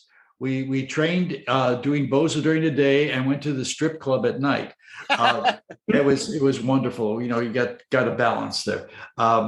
But yeah, I trained as Bozo, and it really, seriously, Bozo taught me how to produce a TV show. I mean, in 1 week, I learned the intricacies of what you need to do to make a TV show successful, and at least in a small market. So I went back to, so I was in Paducah, so I went back to Paducah, and I did Bozo show. We did an hour daily live Bozo show. This was after I did my radio show in the morning, did a quick break for lunch, came back, got into makeup, did the live show, did a very quick break for dinner, then came back and was night news director for the radio station. And then did reporting, doing things like city council meetings, boring, but not as boring as school board meetings, really boring. I can imagine. Not anymore. School. Yeah, that's meetings true. have That's gotten true. really oddly Right. exciting. I'll be very honest with you. I'm glad I'm not in news these days. Oh, Because yeah. I'll be honest. I have a minor in journalism, and we were taught in the Edward R. Murrow School of Broadcasting, and and this was when we had the fairness doctrine, where everything had to be, if you said one thing, you had to balance it. So this really was fair and balanced, and it was required by law until Ronald Reagan said, "Oh, we don't need that. Never mind." So yeah, I was a journalist, and I will say that I was a journalist, but Bozo came along, and eventually Bozo took over my life. But after doing about a year of 100-hour work weeks, I just got burned out, so I quit. But I said I sold my car and all my belongings that I could. And along with my new wife at the time, we got our passports and bought some tickets and went to Europe. The idea was to go there until we ran out of money. But before I left, I went to talk to Doug Litton, who trained me as Bozo. And I said, "Doug, you work for Larry Harmon?" He goes, "Yeah." I said, "Well, I just quit." And he was apoplectic. He said, "What are we going to do?" I said, "Don't worry about it." I said, "Dwayne, who went with me to Bozo school, can take over. No problem." I said, "Here's the deal. When I come back, I want a job as Bozo someplace, but in a bigger market." Okay. So he said, "I don't know." He goes away. A couple of days later, I get a phone call. "How'd you like to go to Washington?" I'm thinking Washington State. I said, "It's awful, dark and wet up in." He goes, "No, DC." I said, "Does it mean there's more than politicians there and statues?" He goes, "Yeah, they have a TV station there. They need a Bozo. The guy they have doing it right now, they're not happy with, and they want somebody new." I said, "Okay, well, when I come back from Europe," he said, "Well, how long have you been gone?" I said, "Oh, 6-8 weeks." He goes, "No, they need him next week." I said, "No, can't do it next week." I said, I really am burned out." So I talked to the folks in DC, and we said, "Okay, 3 weeks." So I took 2 weeks in Europe, and then I spent another week getting ready and went to DC. And I'll tell you what, this was the biggest shock of my life when I went to Washington, D.C. Now, here's the 8th mark. Paducah's a 77th market. But it was a brand new station, brand new facility, beautiful. I won't say state of the art, but it was really, really nice new equipment. And it would really, the TV station worked well, the radio station worked well. It was a great place to work. I go into Washington. I walk into this place. It's a cinder block warehouse behind a fast food place along a railroad track. You can't even see it from the main street. You don't even know it's there. I walk into the place and I'm looking at it. The carpet is held together with duct tape. The wallpaper's coming off the wall. The switchboard operator is sitting there with the switchboard. One of these things that she's pulling cables in and plugging it in. This thing's like it should have been in the Smithsonian. I'm going, what is going on here? And I'm going, I came here for this, and the facility was horrible. I opened the closet where the costumes were, and the odor was horrendous. We threw everything away. And then they said, "Well, would you like to meet the program director?" I said, "I'm not sure." Well, anyway, I took the job. And so they said, "Create a Bozo show, start from scratch." I did. And in about 6 weeks, we had the show up and running, and it looked good. And then they said to me, "Oh, by the way, we've got you under a contract here that says you're a staff announcer." I go, what does that mean? That means you have to do anything we tell you. And I said, and what does that mean? He said, well, we have this other character called Captain 20. And there have been 2 previous Captain 20s, and we want you to be the third one. And I go, tell me about Captain 20. Well, Captain 20 is this person. He's an astronaut. And this was right at the moon program and all the rest of this stuff. And I was a big science fiction fan. Show me a rocket and I'll watch it, whatever the movie is. And he said, and then Captain doesn't have a show. He just drops in between programs and promotes the next program and runs contests. And he's a drop-in promotional character. And this really rubbed me the wrong way. I didn't want to do this, but I had to. So I decided I don't want to be an Earth astronaut. I'm a big Star Trek fan. So we made him an alien, gave him pointed ears, did the Spock thing. That was Captain, the alien Captain 20 was born. And so I'm doing Bozo, I'm doing Captain 20, and I'm doing nothing but kids stuff. So I went to Jim Reed, our program director, and said, Jim, I need to talk dirty to adults at night.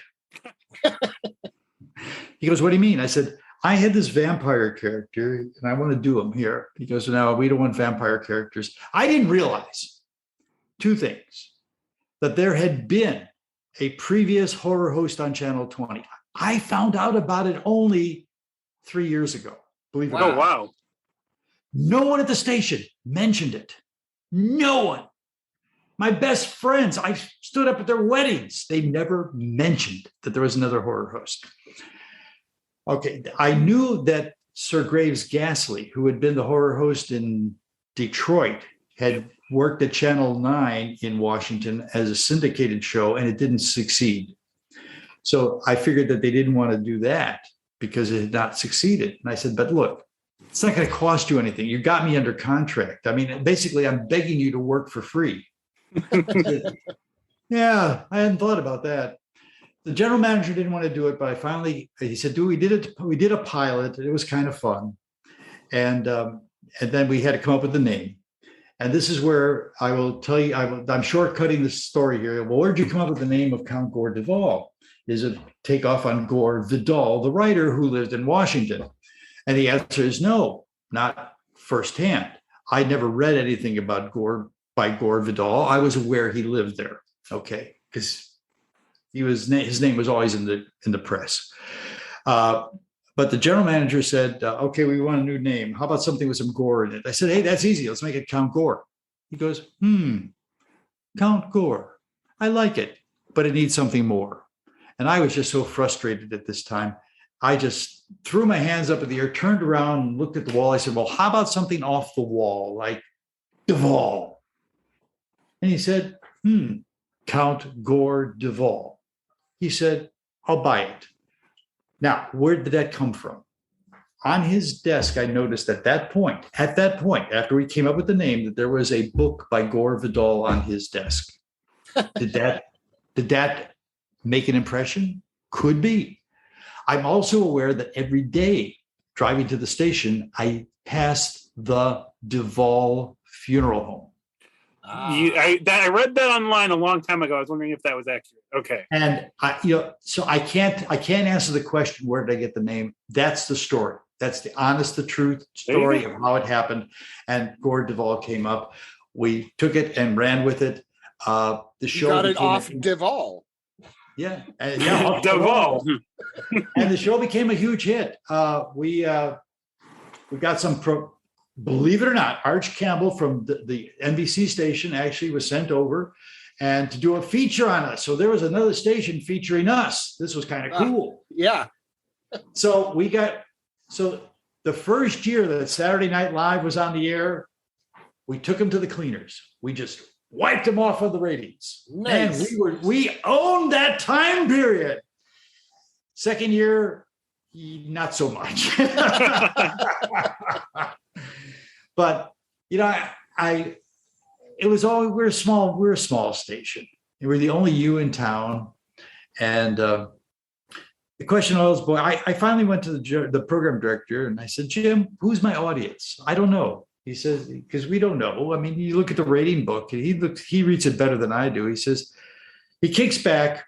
He's a good old Southern boy. He kicks back, puts his cowboy boots up on his desk, takes a big drag on his cigarette, takes a big sigh and says, your audience is half female and half stoned. This is the 70s. And I said, okay, I know who my crowd is, and that's what we played to. So, but we did Bozo. Bozo was very successful from 72 to 87 to 70, 79. We did Captain 20. Captain 20 actually started in 73 and was actually the last show we did was in 87. And Gore started in 73 and went to 87 also, although we did a Captain 20 show after Creature Feature. So in theory, Captain 20 lasted longer. And yes, Kids Break came along and we did that show. Now, Kids Break was an interesting story. I know I'm talking too much. You guys are quiet, but I'm going to tell the story anyway. No, we're as much as you want. Yes, please.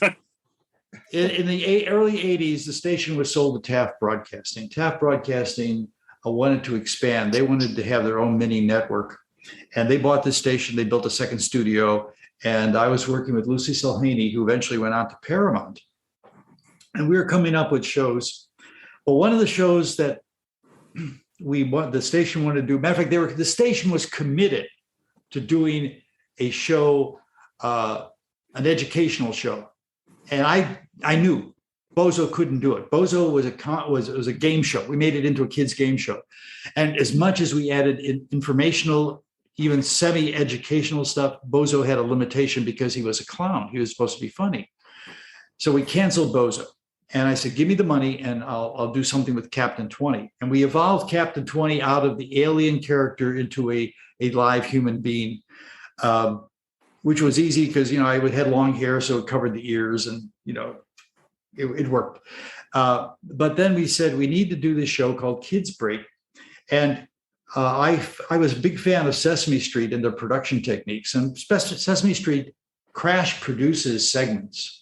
And then they put them together and edit them together so that they may have 10 segments of 5 different things, but they mix and match them so you can come up with, a whole plethora of shows because you can rerun these things because they're educational and kids like to see things done over and over again. So we did the same thing with Kids Break.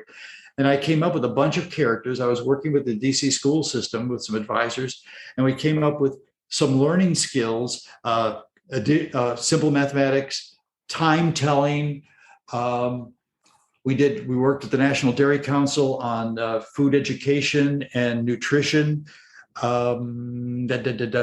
We did. Madam Mary was teaching kids how to pay attention and memorize things. We did book reviews. Howard Hughes did book reviews. Anyway, we went on with all these things. We had all these. We had Chef Combo. We worked a deal with the National Dairy Council to get Chef Combo, which was their puppet, which was used in schools nationally. And I got to do the voice. Ooh, Chef Combination, the greatest chef of the entire nation. And we did so Captain 20 and Chef Combo would do these things about how to make these little things that kids could actually create in the kitchen. And then I had interns that would work with me, and we'd do these are short segments. They're only 2 minutes long, maybe 2.5 minutes at the most.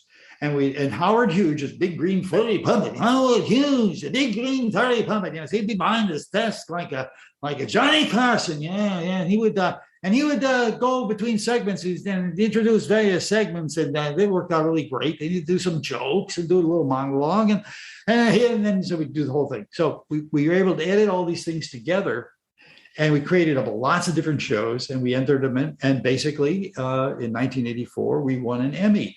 And I will say this: the secret to that show was one of my interns came to me. She said, I have a friend who knows these people at this animation studio. They do the Culligan commercials. It was clay animation. Would you like to do a segment on clay animation? I go, no. She says, why not? I said, because you're going to do it.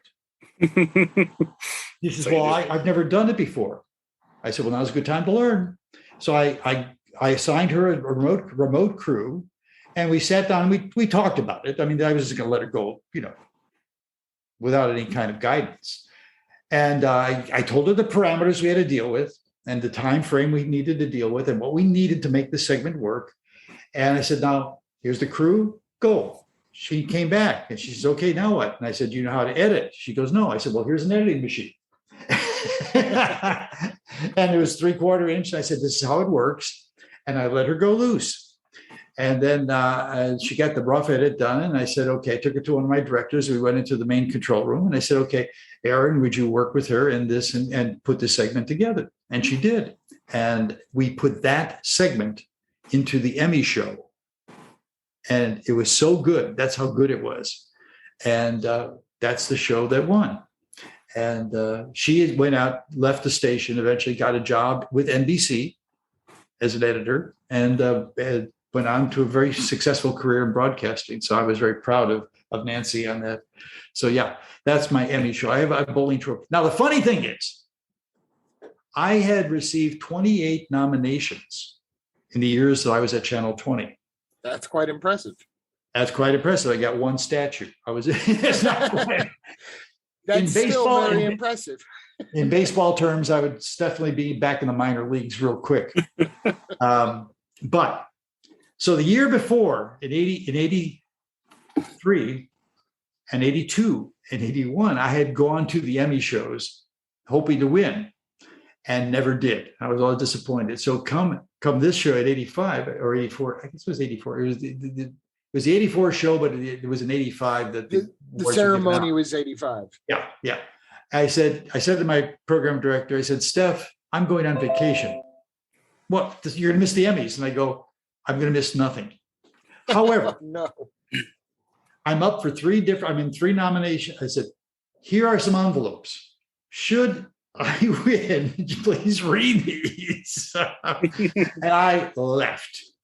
I had this great 3-week vacation in Tahiti. It was wonderful.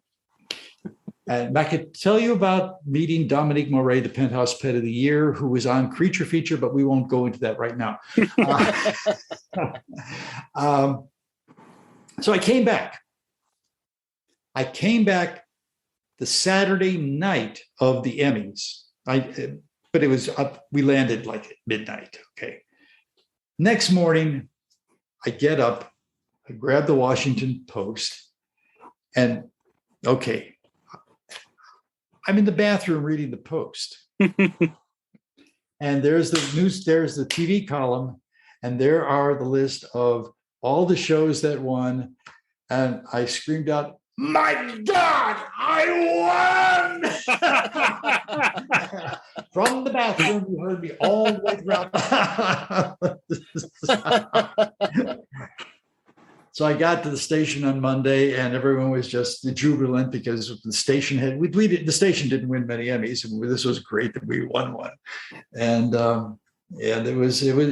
Stephanie had the envelope. She read the envelope, but I never did get to pick up. I never did go grab it and say, "Thank you, Mom, Dad, Dawn, everything else. It was wonderful." No, so that Remind me if I'm ever up for an award, I'm just going to take a vacation to Tahiti instead. Well, it reminds me, you're in good company, Dick, because Michael Caine wasn't there to accept his first Oscar because he was shooting Jaws the Revenge, which he took because he got to go to some tropical location. That's great. That's great. Yeah, it was fun. It was fun. I look back and sure, there were tough times at 20. I mean, getting at the end, watching my friends get fired because they were shutting down the studios. In the transition between Superior Tube and Taft back in 79 and 80, it was tough because, again, when an owner takes over, they want new people. They want to run the stations. It's their toy, so they want to play with it. And the fact that I survived that I was very grateful. I had a really great run. I had a lot of wonderful people I worked with. We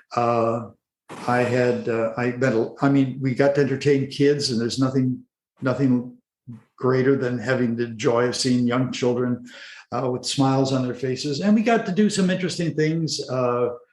I was a member of the Beethoven Society, so we had outings with kids to the various pop concerts and down to the Kennedy Center. And I got to conduct the National Symphony Orchestra as Captain 20. How's that?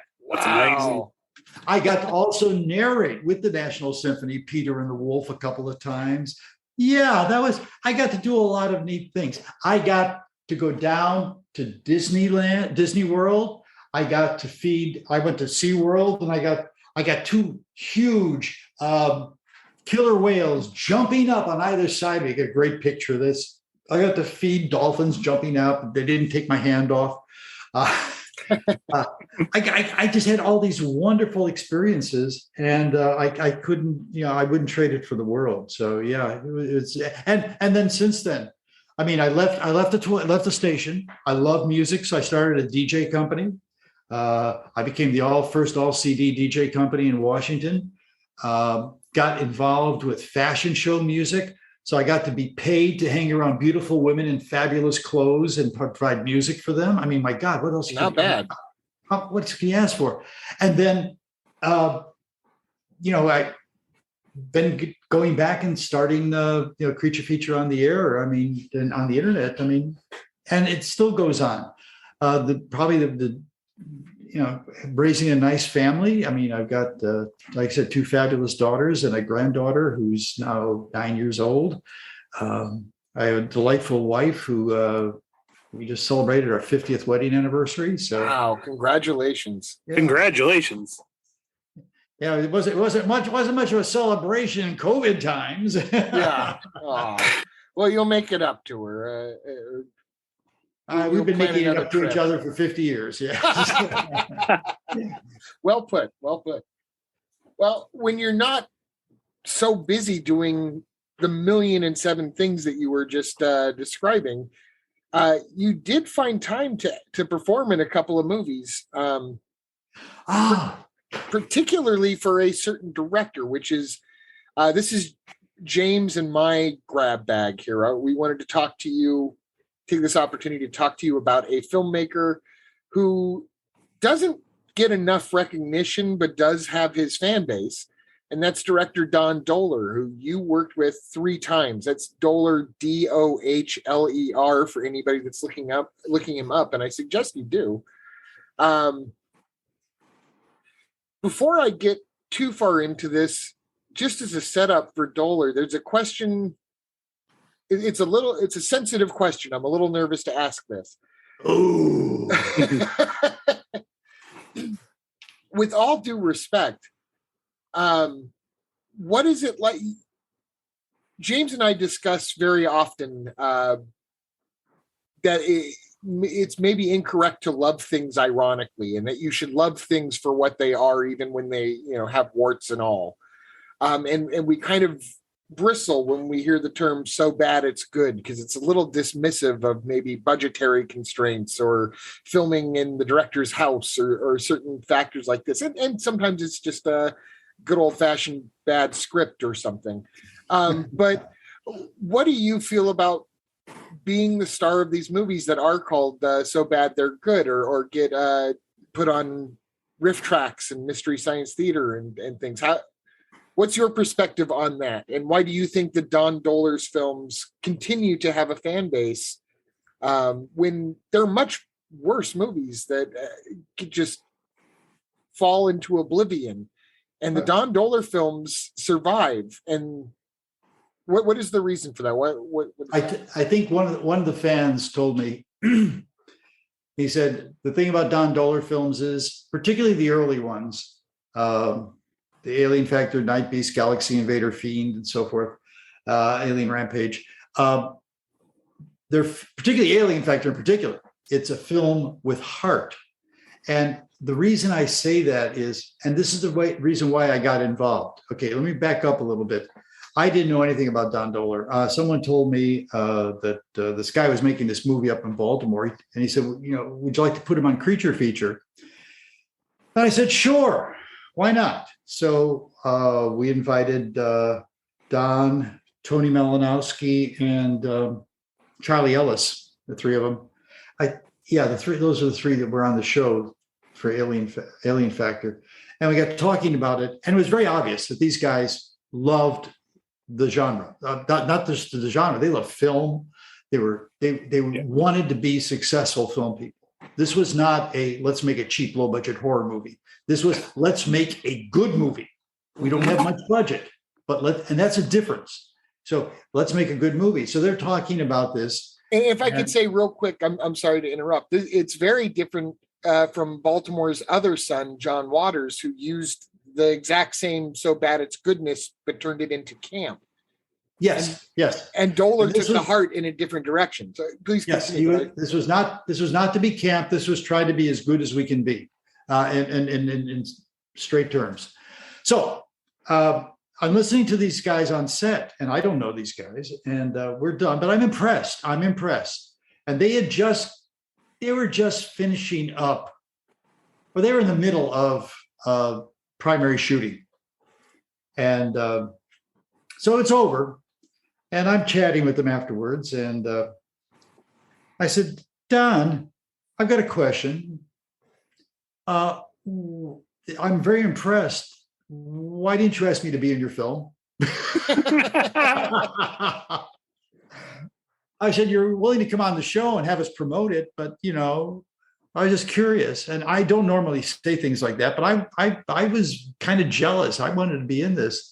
And he looked at me and he looked at Charlie, he looked at Tony, and Charlie, I think, said, "Well, we didn't think you'd want to." I said, "Why don't you ask?" He said, "Would you like to be in a film?" And I go, "Yes." So he said, "Well, we have a small part for the mayor. Do you think you could be a mayor?" And I said, "Heck, I grew up in Chicago. I know all about corrupt mayors." So, so they went away and they came back and they said, "Well, we rewrote the script and expanded the role. So now we want you to be Mayor Wicker." Now the onus is on me. You have to understand, I have never done film. I haven't done theater since second grade. So the idea of memorizing a script, I mean, everything I've done up to this point is ad lib. It's all improv, and which I find out I'm pretty good at, but that's okay. So I am really now paranoid. I'm paranoid about getting every word, every comma right. And so I'm memorizing this. I'm pretty good memory, but still, I'm very concerned about this. I'm not an actor. I don't consider myself an actor at this point anyway. And so we go out there and we shoot. And then I'm in a scene with Don Lightford, who is not only an actor, stage actor. He's done a lot of stage. He's done a little film. He also teaches acting in college or in junior college, as the case may be, or high school. I guess it was high school. And so oh God, this guy's a professional, and I'm sitting here. So anyway, we did this, and we ended up having a pretty good time. And everyone kept in touch, and it went into post and so forth and so on. And then Don ends up selling it to Gold Key Entertainment, and it goes into a movie package. And guess what? Channel 20 buys the movie package. Of course. Alien Factor is going to be on Channel 20. Okay. Now, how did I feel about this? I was never impressed with my role. I mean, I have a great line. I'm over there looking at the sheriff, and we're kind of badgering. I've been badgering him and so forth and so on. I don't want him to investigate these problems because I've got this big business deal that's going to make me a lot of money. You have some things in common. Mayor Wicker has some things in common with the mayor in Jaws. And, yeah, you're looking out. I guess you're right. The town's different, better interests. Yes. Yeah. So I turned to the sheriff and said, "Jack, stick it out with me." That's right. And that line just keeps getting. He and the sheriff got something. But anyway, so yeah, we had a lot of fun making it. And everyone was involved and trying to make it better. I mean, if they had suggestions, people took them. Don helped me with some stuff. I helped the alien is it the spacesuit the alien is wearing is a motorcycle. No, it's a snowmobile jumpsuit that I had. Okay. That the black one with the yellow stripes. Yeah. And it was like, everyone's doing everything to make this work. The film is done, it gets sold. And finally, I go down. My parents are living in Sun City, Arizona, and all I've got are these 3/4 inch tapes. And I call stations, and I'm in Arizona, in Phoenix, and I say, I'm asking for a favor. And I told them my parents live there. They'd like to see this. Can I use a conference room and to show this to them? I finally found the state. I think it was the ABC station. They said, sure. I have to admit, my parents are not that impressed. The people at the station were even less impressed. But the film does hang in there. It does have a cult following. For a while there was a group in New Jersey that would show it weekly at a meeting. I think they got stoned or drunk and watched it, and it was fine. And then we did NightBeast, which still the mayor comes back to life. I don't know exactly how that happened. I was going to ask about that.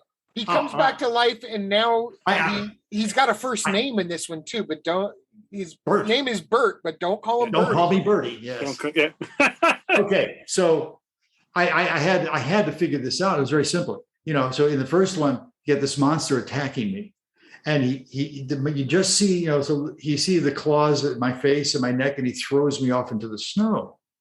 And the only person who says the mayor's dead is this teenage girl, Eleanor Herman, by the way. Yes, the painter's daughter. And I'm going, well, what the hell does a teenage girl know about life and death? She sees a bleeding body. I'm in the snow, so my body temperature is lowering, so I'm not bleeding out. And they take me, and I'm still alive. That's a Mary Jane's problem. So that's what it is. That the snow saved you. The snow saved Mayor Wicker. Okay. We'll pretend that makes sense. Mary Jane grows up, and she becomes my secretary in NightBeast. That's right. Yes, because she's a very special, a very personal secretary. Yes, very much so. This time I'm feeling a little bit more comfortable with lines and with the character. And I thought you have a mustache at this point now, too. Well, yeah, because again, this is 19. I grew the mustache in 79 while I was in Tahiti. No, I was in Japan. No, I'm sorry. Tahiti was 77. It was 79. I was in Japan, and I grew the mustache. Anyway, or was the reverse? I can't remember. It's a long time ago. So I grew a mustache, and I got a swimming pool in the backyard now, which is a funny story I'll tell about later. And a drink. I get my head pulled off in this one. I get my head pulled off. So spectacularly, the way you got your head popped off, brilliant acting. I love it. Yes, but now the scene before that, if you look real carefully, this is Eleanor and I this was shot at Eleanor's house, her mother's house in Baltimore. Oh, maybe. Eleanor was from Baltimore, and we're sitting on this couch, and I'm passed out, and she's next to me because I had just blown my political career, and I got drunk, and she's sitting next to me. But if you look between us, there's a picture of a young Eleanor and Count Gore Duvall. Eleanor presenting the portrait to me. It's between us. We didn't tell Don we put it there. Oh my God! I noticed it. Until after the shoot and after he packed up the cameras, and on his way out, I said, oh, look what happened to be between us. And he goes, oh, damn, you did that to me. And I go, yep. Oh, I love it even more. But I noticed it. The first time I noticed it was last night. I grew up on some of the Dohler films I watched specifically because of this podcast, but the three that you're in, I had grown up with. And I watched NightBeast again last night just to, get myself prepared and because it's my favorite of all of them. It's the best one. Yeah. I think so. I will say this. It's definitely the most entertaining. Yes. And I know Dohler wasn't a big fan of, he wasn't really into like the the gore, gratuitous aspects of horror and stuff. He was more, but I do think they helped liven up the film and stuff. And I do think it's the best looking of his films too. Like, and the transfer that was it Vinegar Syndrome who put that Blu-ray out? It was Vinegar Syndrome who put that blue out. Great, yeah, really good transfer. But anyways, yeah, I love. But it's beautiful. And in the Vinegar Syndrome, you can see, I spotted it last night for the first time. I'm like, I think that's a picture of Count Gore sitting behind the mayor. I didn't notice that. Another thing that's great to watch in high def, by the way, is actor Tom Griffith's perm. Yes. He has some incredible kind of Sam Elliott hair in Alien Factor as well, but that perm. Well, no. And he was the Dennis Weaver hair. Yes, in Alien Factor. That's right. Yeah, yes. I was jealous of that. That was great hair. Now, that being said, the scene with him and his deputy in NightBeast. Yes, the bedroom scene. Now that was the bedroom scene. I don't know how much influence I had in this, but in the process, I said, Don, a lot of these horror movies are out here, the 70s, and they're showing some skin, maybe you ought to throw some skin in here someplace. And he goes, I don't know. I don't feel comfortable with that. You don't really need that. You just need good monsters. And I'm going, yeah, well, okay, that's fine. And then I see this, I'm going, oh my gosh, particularly with the roving can, I'm going, what is this? This is like Carrie, It's definitely one of the more interesting nude scenes I've ever seen. And yes.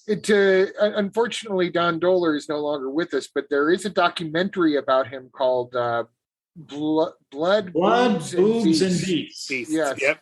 And he does tell the story about, it is a great documentary. It gives a good backstory on the history of Don Dohler's films, and you're interviewed in that, but also gives us a glimpse into his methodology in working with Joe Ripple in the later years.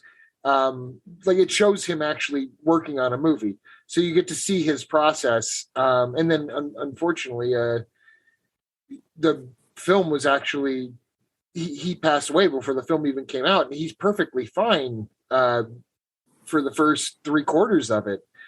So it was an interesting time to be documenting him.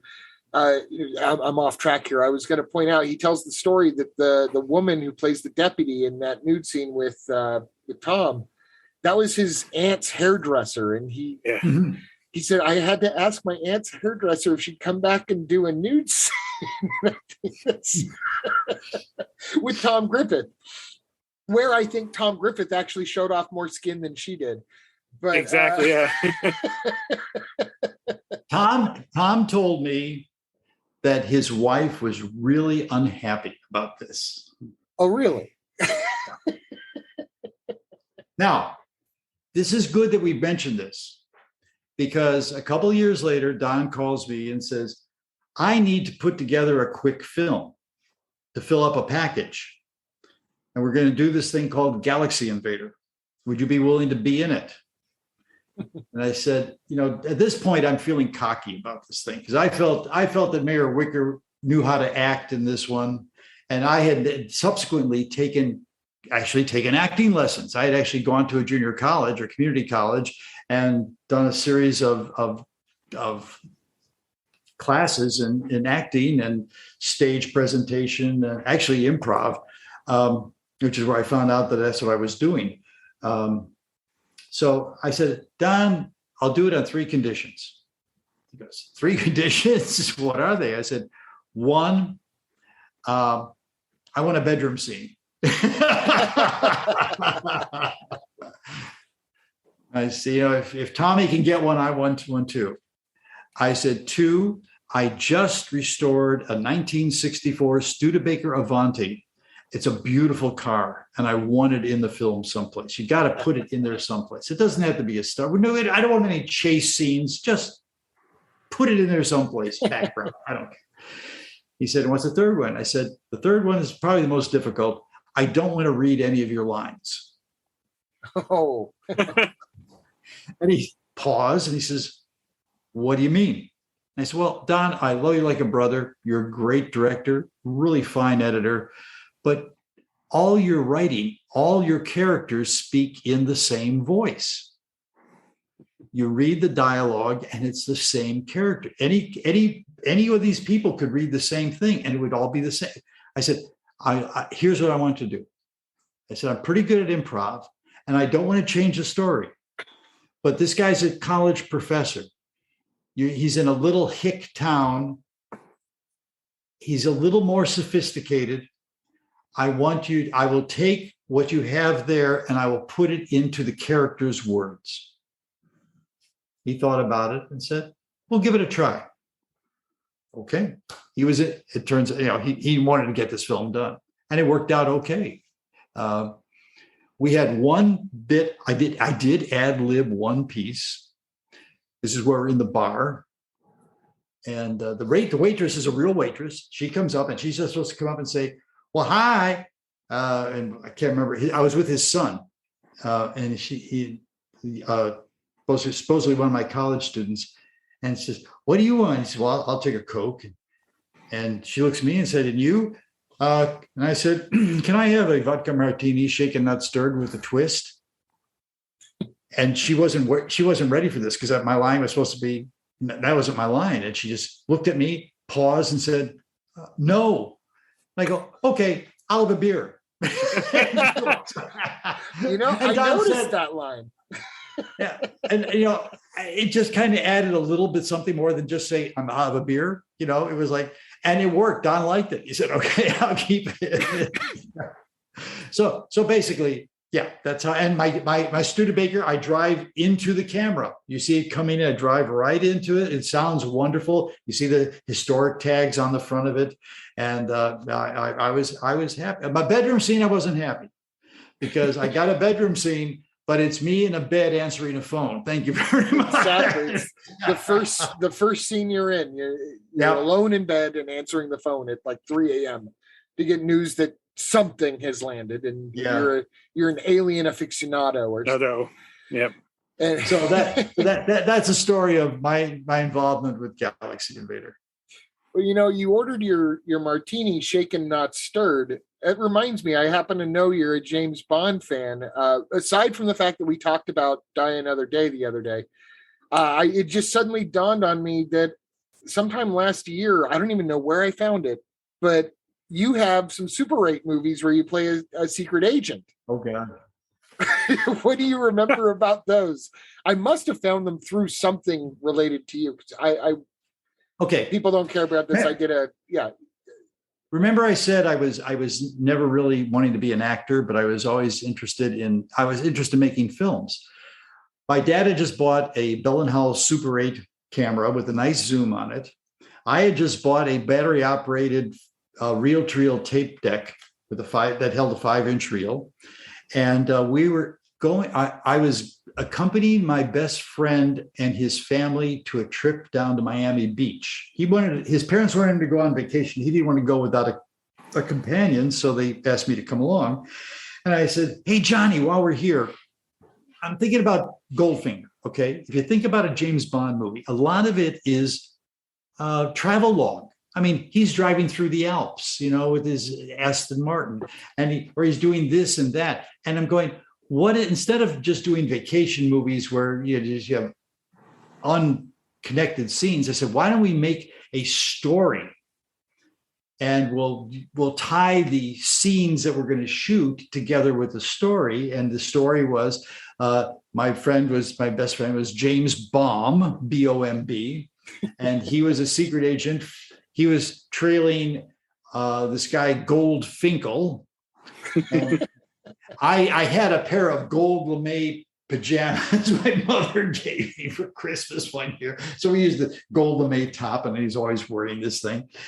And I said, well, we can make a movie of this. This is my first attempt to make a movie, and with sound, actually. So we had the reel-to-reel going. We shot the video, and we had a motorcycle chase with one motorcycle.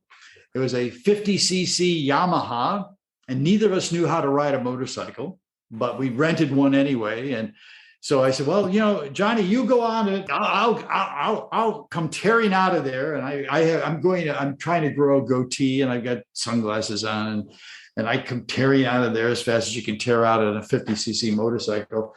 And I go past the camera, and then we cut to he's on a similar motorcycle chasing me, except he doesn't know how to shift this thing. So he's just putting along. And then we just tied it together. We do scenes at various places where we went to see. We shot, by the way, we shot this at the Fontainebleau Hotel. And this is guerrilla shooting because no one knew we were there. And we were running around the gardens and all this, shooting this stuff. Yeah, they weren't going to let you do this at the Fontainebleau. They knew about it. Yeah. So we ended up shooting this whole thing.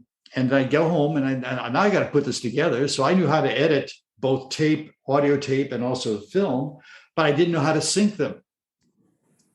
So what we ended up doing was I kept practicing this. We had the projector, and then we had 2 reel-to-reels, one with the dialogue and one with music that I had stolen from Goldfinger. And on various various visual cues on the film, I would start and stop the various audio to showing it live. So basically, we showed it live a couple of times. We had a fight scene at the end. His girlfriend and my girlfriend were there at the time, and it was silly. It was stupid silly. But anyway, it's fun. So it reminds me of stuff that I used to make with my best friend Greg growing up. Hi, Greg. I'm sure he's listening. But yeah, it gave me the warm fuzzy seeing your version of that. Well, what happened? Well, let me continue. What happened on this? So this, sorry. Put this aside. Now it's the 90s. This was done in 65. So this now is the 90s. I still have this stuff, but now I've got a video editing machine. So I transfer all this stuff to tape. And I go, wow, I can actually edit. I can actually sync the sound. I can get the words and the mouths moving together. I can put the music in where I want to. I can add sound effects. I can add an opening sequence. I can add credits at the end. So I did. And I edited this thing into Goldfinkel. And then, just to make it fun, I did a making of where I talk about how we went through all this like we just did. And it plays out. I mean, it's silly, stupid, but it was my first attempt at being a filmmaker. And I guess it showed where my head was getting into starting my career. So it was kind of fun. Yeah. Where did I find? Because I know it had to have been tied to your website or something. It's out there someplace. I've seen it pop up here and there. I'd be surprised if it was on YouTube because I obviously stole the soundtrack from Goldfinger. I mean, there was yeah, so probably there's no fair use in what I did, but I have seen it out there. I mean, I have it. I think it's on my Vimeo site. That might have been it. I might have seen it on your Vimeo site. But it's it was a fun piece. I said send a copy to Johnny, and he thought it was stupid, but that's okay. Well, Don Dohler started off doing the Super 8 movies too, and you can find some of his stuff. Those are on YouTube. Mr. Clay and Pursued, I think, are the ones that. Well, yeah, and he did Cinemagic magazine. And I can't tell you how many filmmakers actually cut their teeth reading this thing. And don't forget, who did the sound, the music for Alien Factor? I think it was for NightBeast. J.J. Abrams, yes. NightBeast. Oh, NightBeast, yeah. NightBeast. Yes, it's Jeffrey Abrams, as it's credited. Yes, credited as Jeffrey Abrams, but 16-year-old J.J. Abrams' first job in film was doing sound effects and music for NightBeast. NightBeast. There you go. What else can you ask for? Exactly. And then Cinemagic, of course, if you're a movie geek like James and I are, by the time I had gotten a hold of them, it had already been purchased by Starlog. Yeah. Mm-hmm. But Don Dohler started Cinemagic as a magazine, and people like Tom Sullivan, the guy who did the special effects on the original Evil Dead, he said he went down there to film with a stack of Cinemagics there to tell him how to create this stuff. So, that's the one thing, if you really look at the strengths, especially like his first 4 or 5 films was that, the script might not have been pro quality and he was working with, inexperienced actors, but the special effects, even at that time, were really well done and still kind of, honestly, there's a charm to a lot of like the I don't know if you call them digital effects, but and they're not in-camera effects. I don't know, but like the sort of digital effects that he has, like all the explosions and the ray gun stuff, it still really holds up, and I think it looks really cool. But let me share with you my favorite in-camera special effect, because it's still, I watch Alien Factor just to watch it. There's a scene where Zachary and I are walking up to the spaceship. Okay. And I'm going, well, Don, how are you going to shoot this? He says, well, we're great. It was a very cold day. It had just snowed and we were in this valley. This is a valley that above us were the high tension wires. Okay. So this is a huge wide valley and it was all covered in snow. And up on one hill, he had his little 16 millimeter camera about this big. He had this little platform in front of it and he had this toothbrush holder that had been modified to look like a spaceship. It was sitting kind of cockeyed and so forth and so on, and had been burn note things and so forth. And then they took snow and they put the snow around it. They took little twigs and made them into like trees. And they stuck this thing right in front of the lens. I mean, it was right there. It couldn't have been 4 inches away. But they're way up there. I could barely see them. But it was so much brilliance from the sun that they had almost an infinite depth of field. That's amazing. So Zachary, we're way down there, freezing our butts off, waiting for them to figure this whole thing out. We find a piece of cardboard left over from a refrigerator case. We're doing toboggan slides up and down. And finally, Don's yelling, "Hey, down there! Okay. Turn that way. Okay, no, the other way. Yeah, I want you to walk straight ahead. In front of you, in about 5-6 steps, is the spaceship. Stop, look up at it, and then turn a little bit to your right and go behind it." Okay, it looks from where I'm standing totally wrong. Can't work. Yeah. So we walk in, we do what we're told, and one take. And then you see it, and you have this spaceship, and then we're walking right up. It really is one of the best forced perspective shots I've ever seen. Yeah. And it did it one take. It took a long time to get the take, but it was just really good. And I just was so impressed with that. I mean, that's the kind of thing I said with heart. I mean, yes. Yeah. This was not let's just do a crappy little shot. We're going to take time to make this look as real as we can. We don't have any budget. But speaking about budget, the last day of shooting, they're shooting most of Mayer's lines that are at the beginning of the film. Okay. Cold, windy day. And this is where I'm really panicking because I've got a lot of lines. I mean, I must have 6 pages of lines. So I'm walking back and forth, trying to stay warm, going through my lines. I'm with George Stover. He's standing with me, helping me. And so finally, I'm over there and I'm looking over, and there's Don over there with everyone around the camera.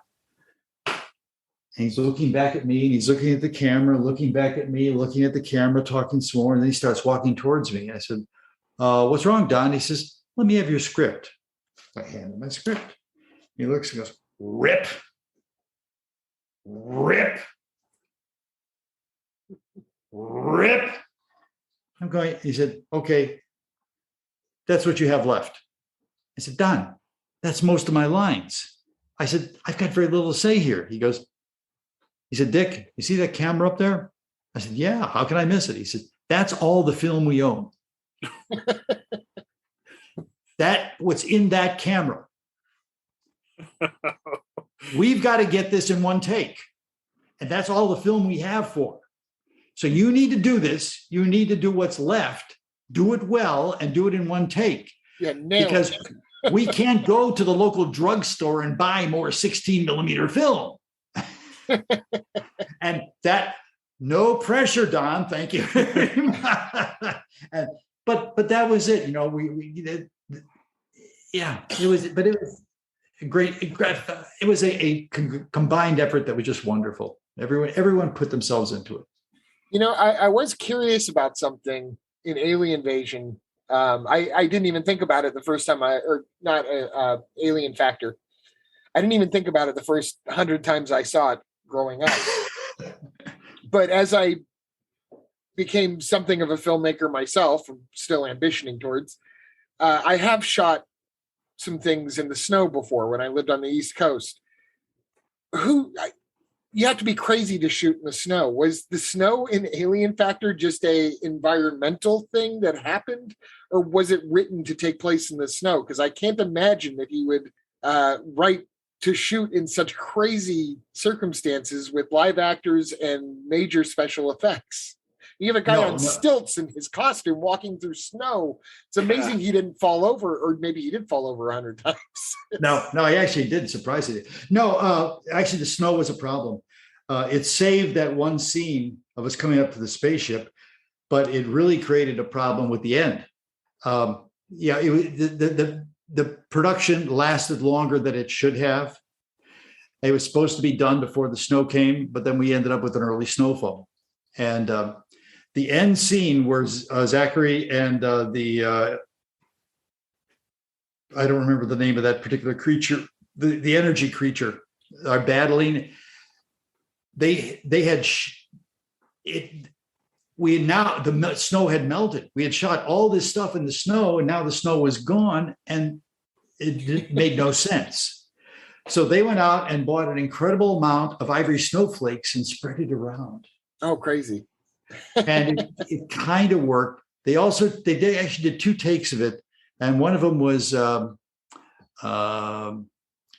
in-camera effect that they had an animated monster and they had snow on that. That didn't work well. So anyway, yeah, the snow was a problem. It came, they worked it, and then it went away, and it created an even more problem. So, yeah. Okay, I had to ask because it stuck out to me watching it again as an adult. Like, oh my God, why would they do this in the snow? But another thing, speaking of heart, and this isn't really a question, this is just kind of throwing some praise on Don Dohler. Regardless of what someone might think of the finished product, what a great concept that it's essentially, for anyone that hasn't seen it, the storyline is a spaceship lands in Maryland. Crashes. It crashes. Yes, great distinction there. Crashes, and rather than having actual malicious beasts that mean mankind harm coming out, it's basically like a intergalactic zoo. So even the aliens would call these creatures beasts. Mm-hmm. What a great concept. I've never seen anything like, to have Earth invaded by an intergalactic zoo is a pretty creative idea. there's some good thinking there. Yeah, it allowed you to get a variety of monsters in there and creatures in there, which otherwise you couldn't. And and of course Zachary turns out to be the head alien who's basically in charge of all these things, and he's trying to collect them or dispatch them because he doesn't want to create a problem here on Earth because this was all an accident, and he's an intelligent being with a perm.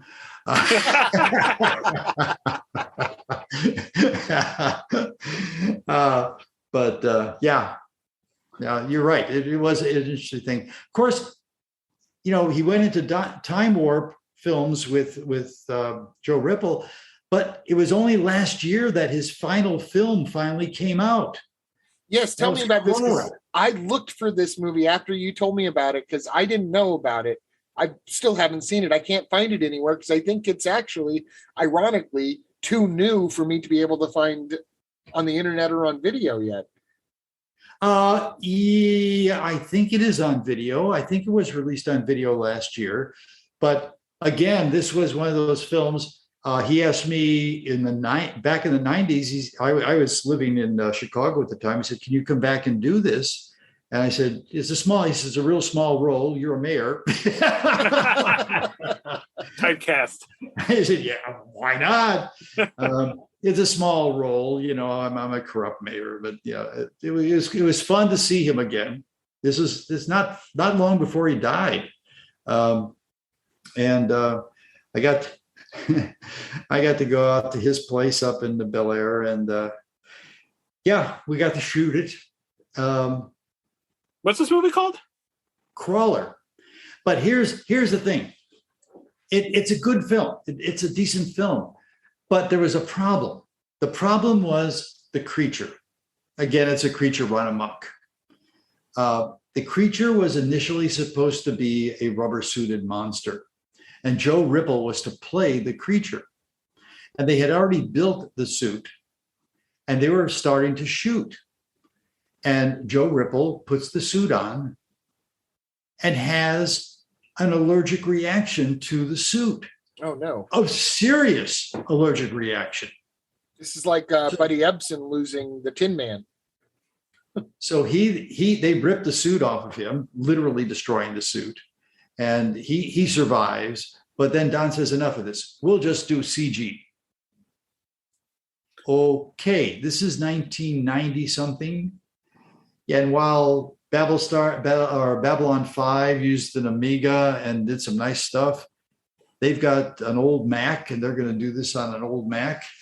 And what happened was they got the whole film edited except for the creature.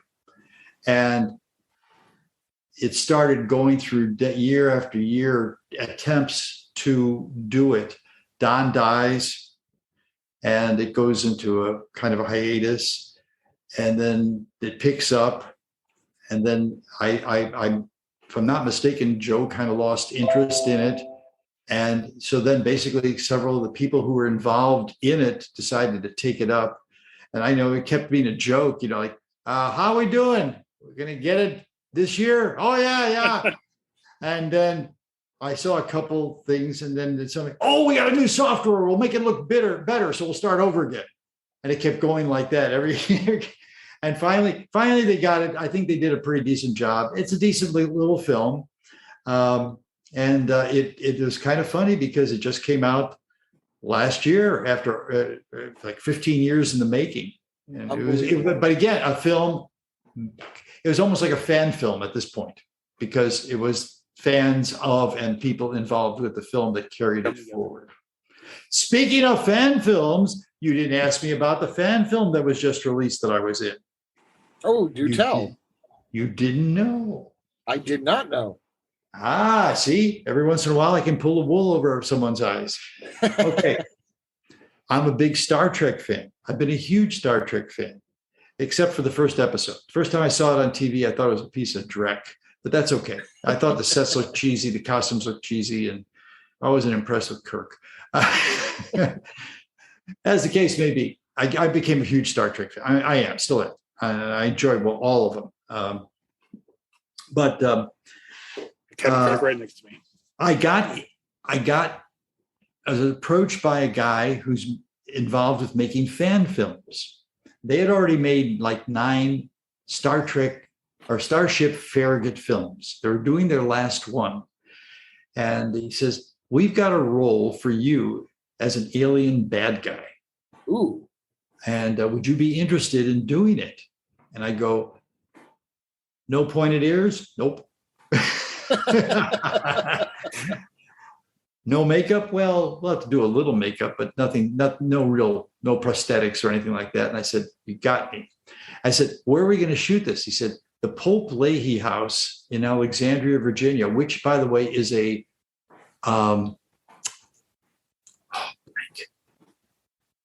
Frank Lloyd Wright house. Oh, wow. I'm a big Frank Lloyd Wright fan. Yes. So I said, "Oh, you've got me." So I get the script and I'm looking at it and I'm going, how? It's basically one scene, okay, and with some voiceover earlier. And I'm looking at this and I'm going, how would I do this? And then I'm thinking, House of Cards. Kevin Spacey, Frank Underwood goes from Congress to the White House, smiling, handshaking, and stabbing people in the back and making them enjoy it. I said, I've got the character. And we shot it, and I'm very pleased with it. However, as they were finishing, they did the major shooting. They shot some stuff down in Kingsland, Georgia, where they actually had an Enterprise set there. And I didn't get to. I went down there to interview the cast, and I will be showing those interviews later on my Roku channel. But we remember when Paramount put the kibosh on fan films about 4 or 5 years ago? Oh, yeah. Yeah. When Axion came out and they said, no, this is too professional. Right before Discovery came out, they were about ready to come out with Discovery, and they wouldn't have any competition. So everyone just kind of quit, and the film just sat there. So finally, some people said, let's resurrect this. And over the years, they finally finished it. And it came out last month, October 1st, it came out. It's called Starship Farragut Homecoming, and it's on YouTube. And it's free available. Go watch it.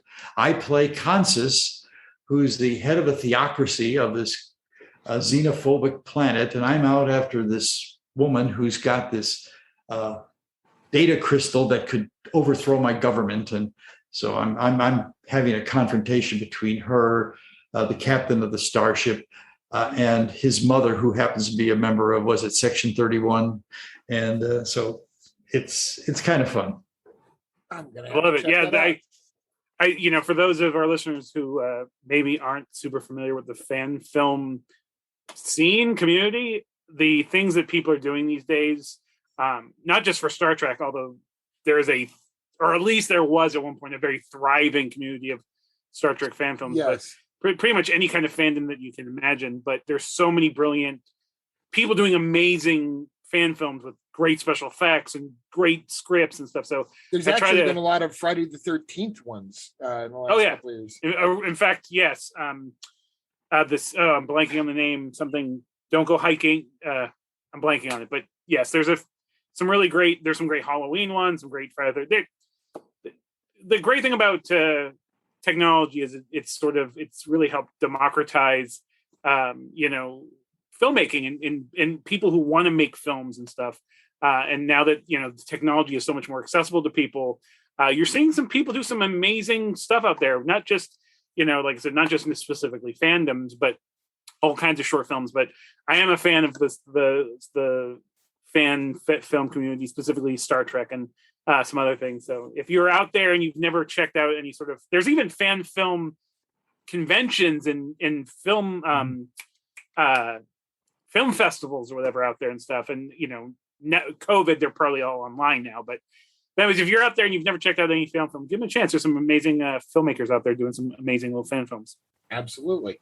Well, I'm excited to know that there's a newer Dick Dyszell movie. I know, new performance.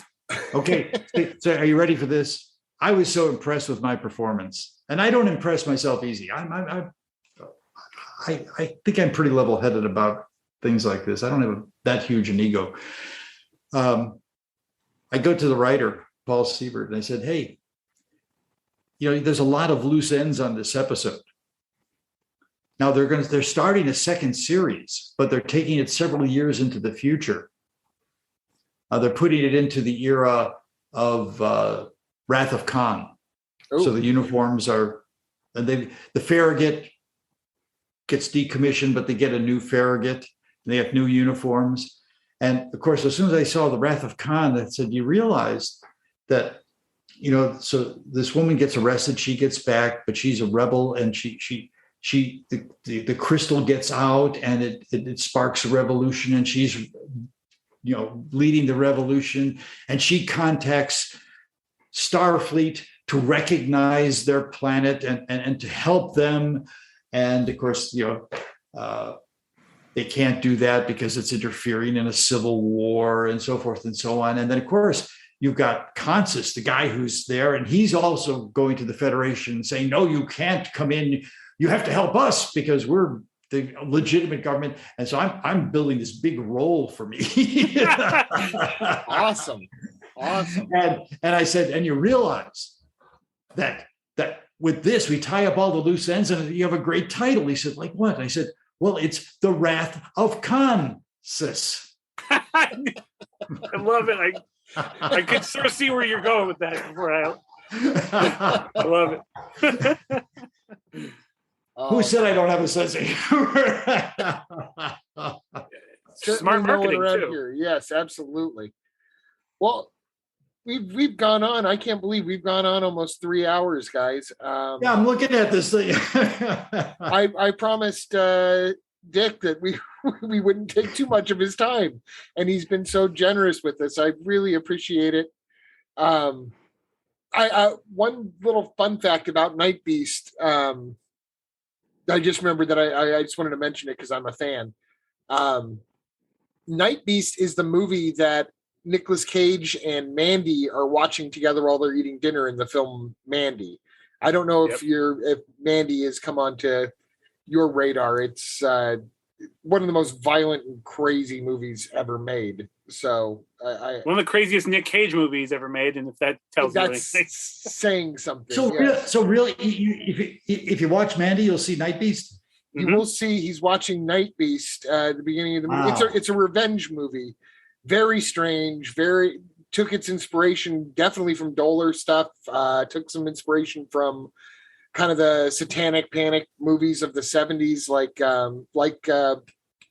what was the Devil's Reign, the one we were talking about with Shatner. And he turns everything up to 11. I mean, it becomes kind of psychedelic.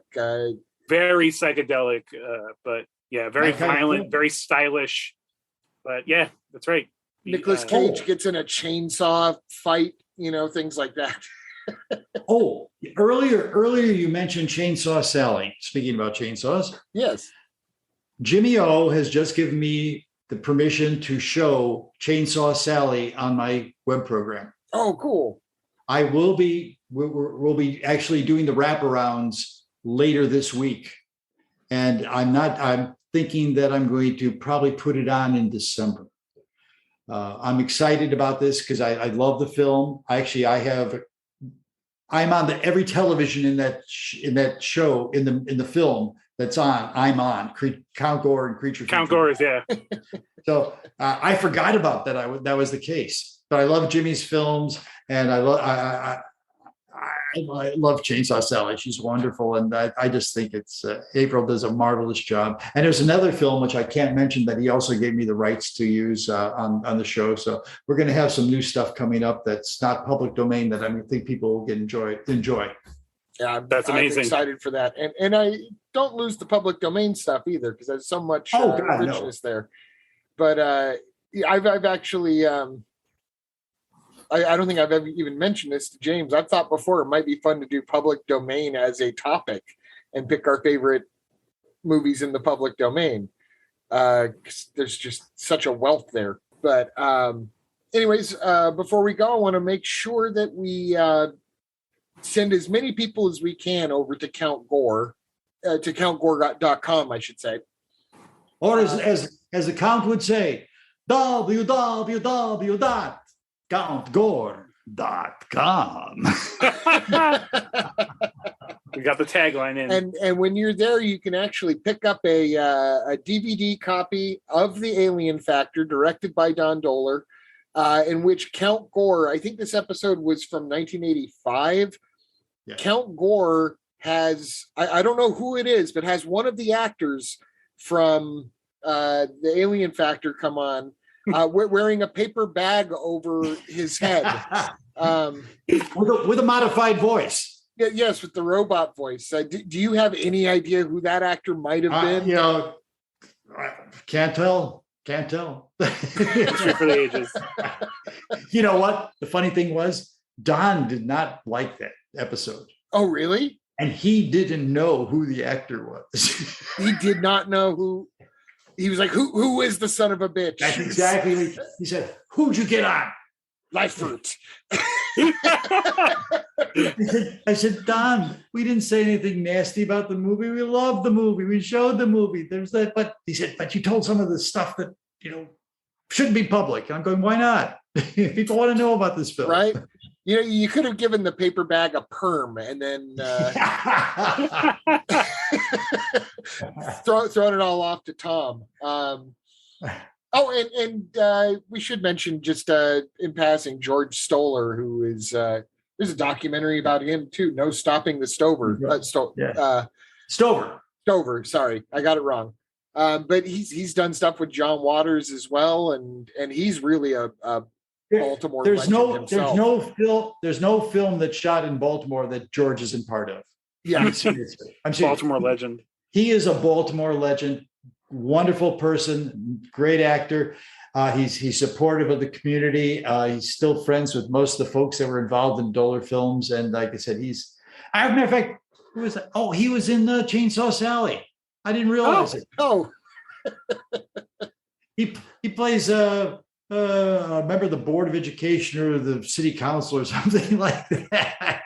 He was a little heavy. He was a little heavier at that time, so I didn't recognize him. But yeah, that's George. Okay, cool. That's funny. And I really like Lyford as well. He actually shows the most range of.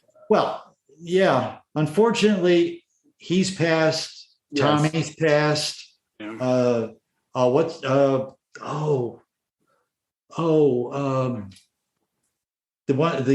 woman who played the doctor in Alien Factor, Anne Frith.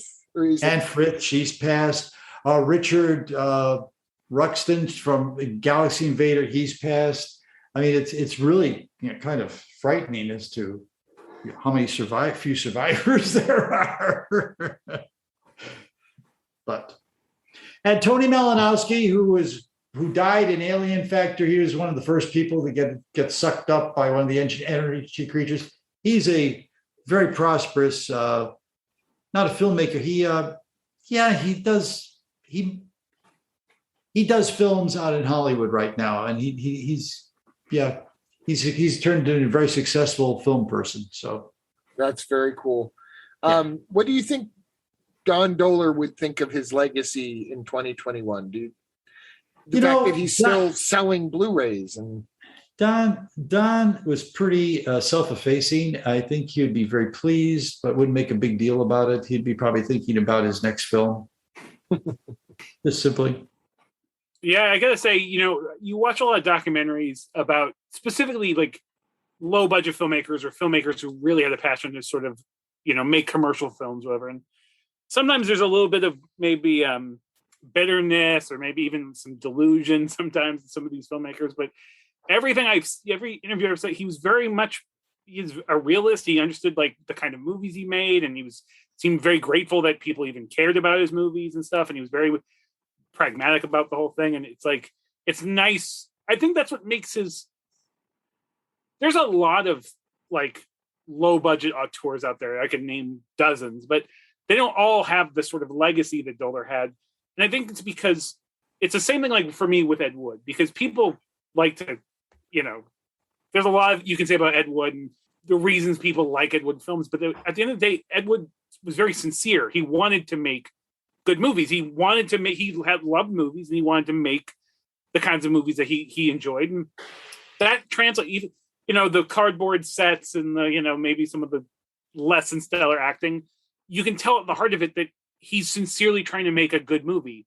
I think Don Dohler's film's the same. Like, you could tell, like, he just wanted to be in the movie business. He wanted to make movies that people liked. He had a passion for, practical effects and, monsters and, that's the kind of stuff. And it really translates. And that's why, like, I think if you watch his films, you can fully appreciate his point of view and why he was making films. And then when you see interviews with him, it totally translates. You're like, oh yeah, you totally seem like everything sort of lines up. You're like, of course you made these films. Like, you're just a down to earth, normal guy, just wanting to make, some good movies. And I think that's why he has a legacy. There's no pretense. There's no, he's not trying to, it's very authentic. He's just authentically trying to do the best he can. Absolutely. Absolutely. Well, thank you, Dick. Do you have any final words to leave we call them the Cinemaniacs on Halloween? No, the only thing I can say is if you're not familiar with Dohler films, go check them out. I mean, and including his Blood, Boobs, and Beasts doc about him, and appreciate the work that he did. Stop by my web program, stop by my Roku channel. We'll try keep going as best as we can because again, I love doing what I'm doing, and I'll keep doing it as long as I can until the Count wants to hang up the cape. Hopefully that's centuries in the future. So. Yes, well, absolutely. The world needs the Count right now. The first holographic horror host. I would watch that. There you go. All right. Well, thank you very much, James. Do you have anything else to add for Halloween here? No, just thanking Dick for coming on. Thank the Count for coming on, and I think it's a good treat for our listeners to have a very special Halloween episode. Just thanks for coming on. Yes, everyone do have a good Halloween. Be safe. Have a safe Halloween. Make it good this year, but anticipate it'll even be better next year. And as the Count would say, may all your blood be warm. I was hoping he was going to say that.